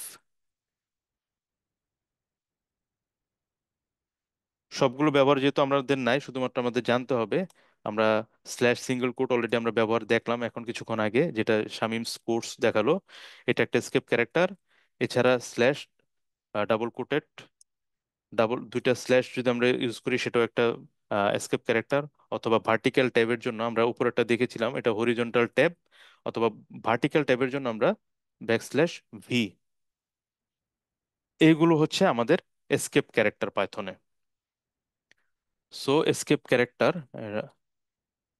Escape character. সো আমাদের আরেকটা বিষয় ছিল এসকেপ ক্যারেক্টারের সাথে কনস্ট্যান্ট। কনস্ট্যান্ট বিভিন্ন কনস্ট্যান্ট বলতে হচ্ছে আমরা বিভিন্ন প্রোগ্রামিং ল্যাঙ্গুয়েজে যখন কনস্ট্যান্ট ইউজ করি, ওই ভ্যালুটা হচ্ছে ফাইনাল, ওই ভ্যালুটাকে আর চেঞ্জ করা যায় না। ওই ভ্যালুটা যত জায়গায় আমি কল করব একই রকম, যদি এ সমান সমান 10 থাকে এবং এটা যদি কনস্ট্যান্ট থাকে, সব জায়গায় এই এর ভ্যালুটা 10 থাকবে। আমি যদি অন্য কোনো মেথডে এর ভ্যালু চেঞ্জ করতে চাই, সেটা চেঞ্জ করতে পারবো না। এটা হচ্ছে কনস্ট্যান্ট। তো পাইথনে কনস্ট্যান্ট কোনো কনসেপ্ট নেই, বাট প্রোগ্রামারের সুবিধার জন্য কনস্ট্যান্ট যদি কেউ ডিফাইন করতে চায় সেক্ষেত্রে সবগুলো ক্যাপিটাল অক্ষর দিয়ে, যেমন ABC সমান সমান 10 এইভাবে যদি প্রকাশ করা হয়, যারা প্রোগ্রামার আছে তারা ওই মেথডের এই ভ্যালুটা দেখে বুঝে যে এটা আসলে কনস্ট্যান্ট হিসেবে ডিক্লেয়ার করা হয়েছে। বাট কনস্ট্যান্ট নামের কোনো কনসেপ্ট পাইথনে নেই। সো এবং আরেকটা ছিল আমাদের কমেন্টস। লাস্ট আমাদের আজকের টপিক্সের লাস্ট বিষয়টা হচ্ছে কমেন্টস। সো কমেন্টস, যখন আমি এই কোডটা লিখলাম test.py, আমি যখন এটা রান করতে যাব, কন্ট্রোল সেভ দিচ্ছি, সেভ দিয়ে যখন আমি রান করতে যাচ্ছি আমাকে এরর দিচ্ছে, কারণ সবগুলো লাইনে এরর, কারণ এই লাইনগুলো পাইথন চিনে না। সো এগুলিকে আমরা কমেন্টস করব। তো পাইথন কমেন্টসের জন্য একটা মাত্রই সিম্বল, সেটা হচ্ছে হ্যাশ। যখন আমরা হ্যাশ করব তখন দেখেন আমার এই কালারটা চেঞ্জ হয়ে যাচ্ছে। আমি যখন হ্যাশ ইউজ করব প্রত্যেকটা লাইনের মাথায়, তখন আমার এটা কমেন্ট হয়ে যাচ্ছে। কমেন্ট বলতে আমরা যখন কোন একটা ডেভেলপাররা যখন কোন একটা সুবিধার ক্ষেত্রে এই মেথডটা কিসের মেথড উপর দিয়ে আমরা লিখি যে নাও start my calculation method, now start cleaning, data analysis cleaning method, এই ধরনের কমেন্ট করার জন্য আমরা আসলে এই হ্যাশ ইউজ করি। তো হ্যাশ ইউজ করে আমাদের কোডগুলোকেও আমরা কমেন্ট করতে পারি। যেমন কোনো একটা কোড আমরা হয়তো এক্সিকিউট করতে চাচ্ছি না, সেই কোডটা আমরা হ্যাশ এরভাবে কমেন্ট করতে পারি। সো আমরা হ্যাশ যখন দিচ্ছি অটোমেটিক কমেন্ট হয়ে যাচ্ছে। এখন এটা যদি সেভ করে আমরা রান করি, দেখবো যে আমরা আমরা কোনো ধরনের এরর আর পাচ্ছি না।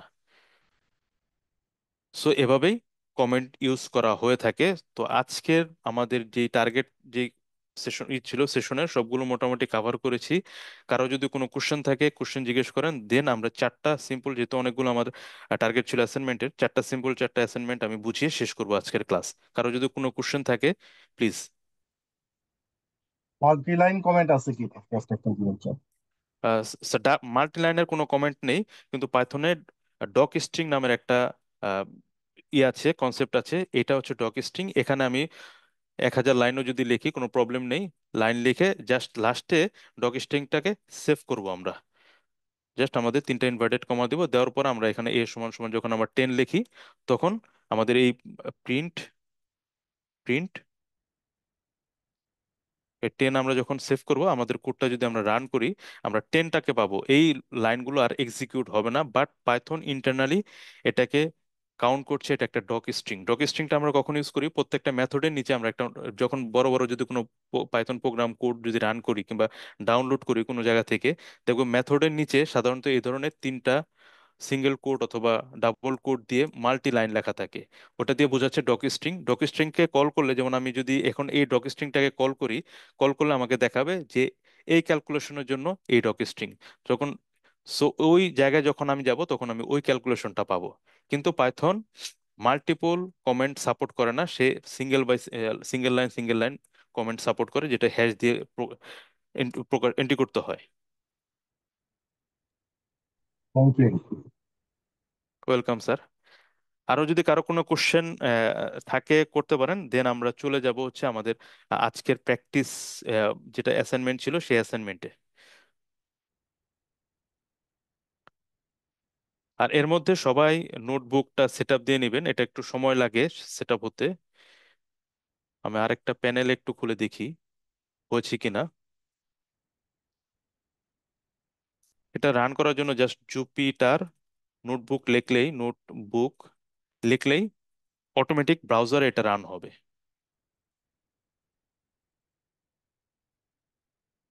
আমার এটা সেট আপ হয়েছে, দ্যাট মিন্স আপনাদেরও সেট আপ হবে, এই যে অটোমেটিক ব্রাউজার এটা রান হবে। রান হলে এখান থেকে সুবিধা হচ্ছে যে আমি যত কোড করব সব সেভ করে রাখতে পারবো। যেমন আমি এখান থেকে ফাইল থেকে একটা নিউ নিচ্ছি, নিউ নিয়ে নোটবুক, আমরা একটা নিউ করলাম। এই নোটবুকের একটা নাম দিলাম অ্যাসাইনমেন্ট 1। যা আছে তাই থাকুক, অলওয়েজ আমরা দিয়ে দিই। এখানে আমরা একটা নাম দিব, নামটা দিব হচ্ছে ডে 1, Day 01। এবং এই নোটবুকটা যে সেভ করে আমি আপনাদের যদি পাঠিয়ে দিই, আপনারাও যখনই রান করবেন আমার এই কোডগুলো সহই পাবেন। সো এখান থেকে আমরা এ সমান সমান যখন 10 দিয়ে শিফট ইন্টার যখন প্রেস করব, অটোমেটিক্যালি এই কোডটা এক্সিকিউট হবে। এখন আমরা প্রিন্ট যখন আমরা দিব, শিফট ইন্টার দিব, আমাদের এই ভ্যালুটা প্রিন্ট করছে। শিফট ইন্টার অথবা রান করার জন্য যে প্লে বাটন, এখানে যখন আমরা কার্সার নেব টুল টিপটা দেখাবে কি করতে হবে আমাদের এই রান করার জন্য, শিফট। তো আমরা চাচ্ছি স্ট্রিং দেখতে। সো এখানে ক্লিক করলে মার্ক ডাউন এটা লিখে আমরা এখানে হ্যাশ স্ট্রিং টাইপ লিখে যখন শিফট এন্টার দিব তখন আমাকে এই যে দেখেন বড় একটা লেখা হয়ে যাবে, বড় একটা লেখা হয়ে যাবে।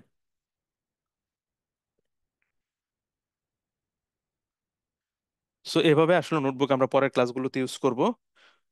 সো আজকের যে অ্যাসাইনমেন্টটা, সেই অ্যাসাইনমেন্ট আমরা চারটা, অনেকগুলো অ্যাসাইনমেন্ট দিয়েছিলাম, সেই অ্যাসাইনমেন্টগুলোর মধ্যে চারটা অ্যাসাইনমেন্ট দেখে আমরা শেষ করবো আজকের ক্লাস।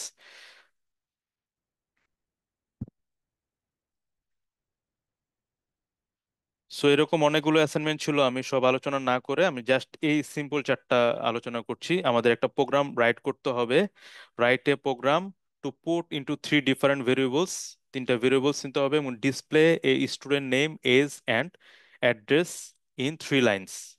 এটা আমি গ্রুপে দিয়ে দিব, আমি একবার দেখিয়ে দিচ্ছি নোটপ্যাডে, আমি গ্রুপে দিয়ে দিব, সবাই আবার এই বিষয়গুলো করে আমাকে জানাবেন। আমি নোটপ্যাডে ওপেন করছি। Write a program to put into three different variables. তিনটা ভেরিয়েবলস কি, একটা স্টুডেন্ট নেম, এজ এবং অ্যাড্রেস, এবং তিনটা লাইনে প্রিন্ট করতে বলেছি। সো আমরা এখানে লিখি অ্যাসাইনমেন্ট 1, অ্যাসাইনমেন্ট 01। সো তিনটা ভ্যালু আমরা নেই, নেম সমান সমান শামিম, ইন্টার দিয়ে, এজ সমান সমান 36, এবং অ্যাড্রেস সমান সমান ঢাকা। সো দিব, দেওয়ার পর আমি বলেছি প্রিন্ট করতে হবে এবং display three different variables and display. So আমরা ডিসপ্লে তিনটা করব, print name, print age, print address. So তারপর আমরা রান করব, শিফট ইন্টার দিলে আমাদের রান হবে, এবং রান করে আমরা ভেরিয়েবল করব, প্রিন্ট হচ্ছে শামিম 36 ঢাকা। এটা ছিল আমাদের অ্যাসাইনমেন্ট 1। বিষয়টা ক্লিয়ার? এটা ছিল আমাদের আইডেন্টিফায়ারের উপর একটা সেশন আর কি, আইডেন্টিফায়ার এবং ডাটা টাইপস কিভাবে ডিক্লেয়ার করা হয় সেই সেশনের উপর ভিত্তি করে এই অ্যাসাইনমেন্টটা তৈরি করা। এই বিষয়ে কারো কোনো কোশ্চেন?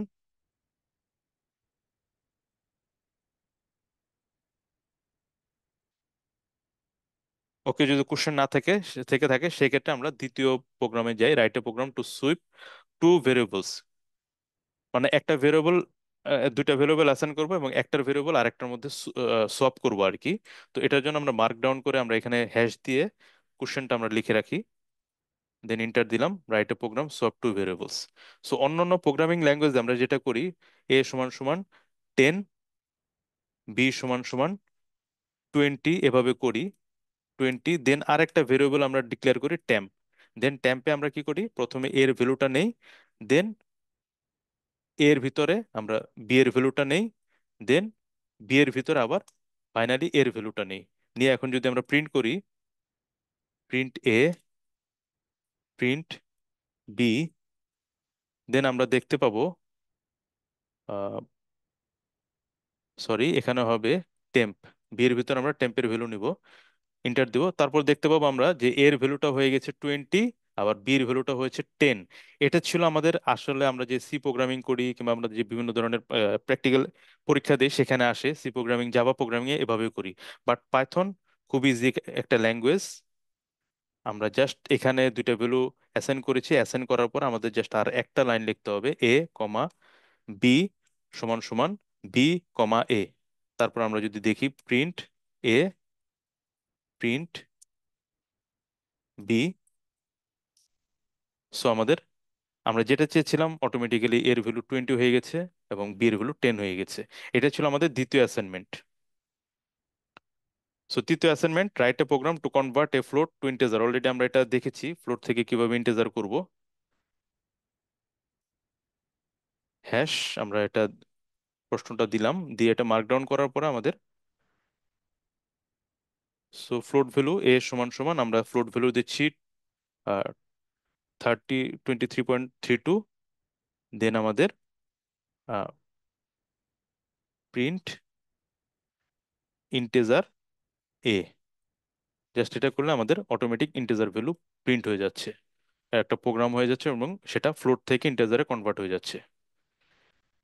সো এটা ছিল আমাদের 3 নম্বর কোশ্চেন। এবং 4 নম্বর কোশ্চেন ছিল write a program to take details from a student for ID card and print in different lines. So এটা আপনারা করবেন, সেটা হচ্ছে যে স্টুডেন্টের আইডি কার্ড থেকে বিভিন্ন ধরনের ডিটেলস নিবে। যেমন আগে প্রথম যেটা দেখেছি সেম একই রকম ভাবে আইডি নিবে, নেম নিবে, তারপর তার রোল নাম্বার নিবে, নিয়ে এরকম 3টা ডিফারেন্ট লাইনে জাস্ট পেস্ট করে দিবে। এই অ্যাসাইনমেন্টটা আপনারা করবেন করে আমরা লাস্ট যে যে ক্লাসটা করবো, আমরা পরের সেশনটা যেটা করব সেই সেশনে আমরা এটা দেখবো ইনশাল্লাহ। আর এর মধ্যে যদি কারো কোনো প্রবলেম থাকে গ্রুপে অবশ্যই জানাবেন, আমরা সলভ করব, বিষয়গুলো সলভ করার চেষ্টা করব। আর পরবর্তীতে ক্লাসটা আমরা করব আগামী আহ, সোমবার ঠিক 8:30টায়। কারো কোনো যদি কোনো কিছু বলার থাকে বলতে পারেন, আর কারো কোনো কোশ্চেন থাকলে বলতে পারেন।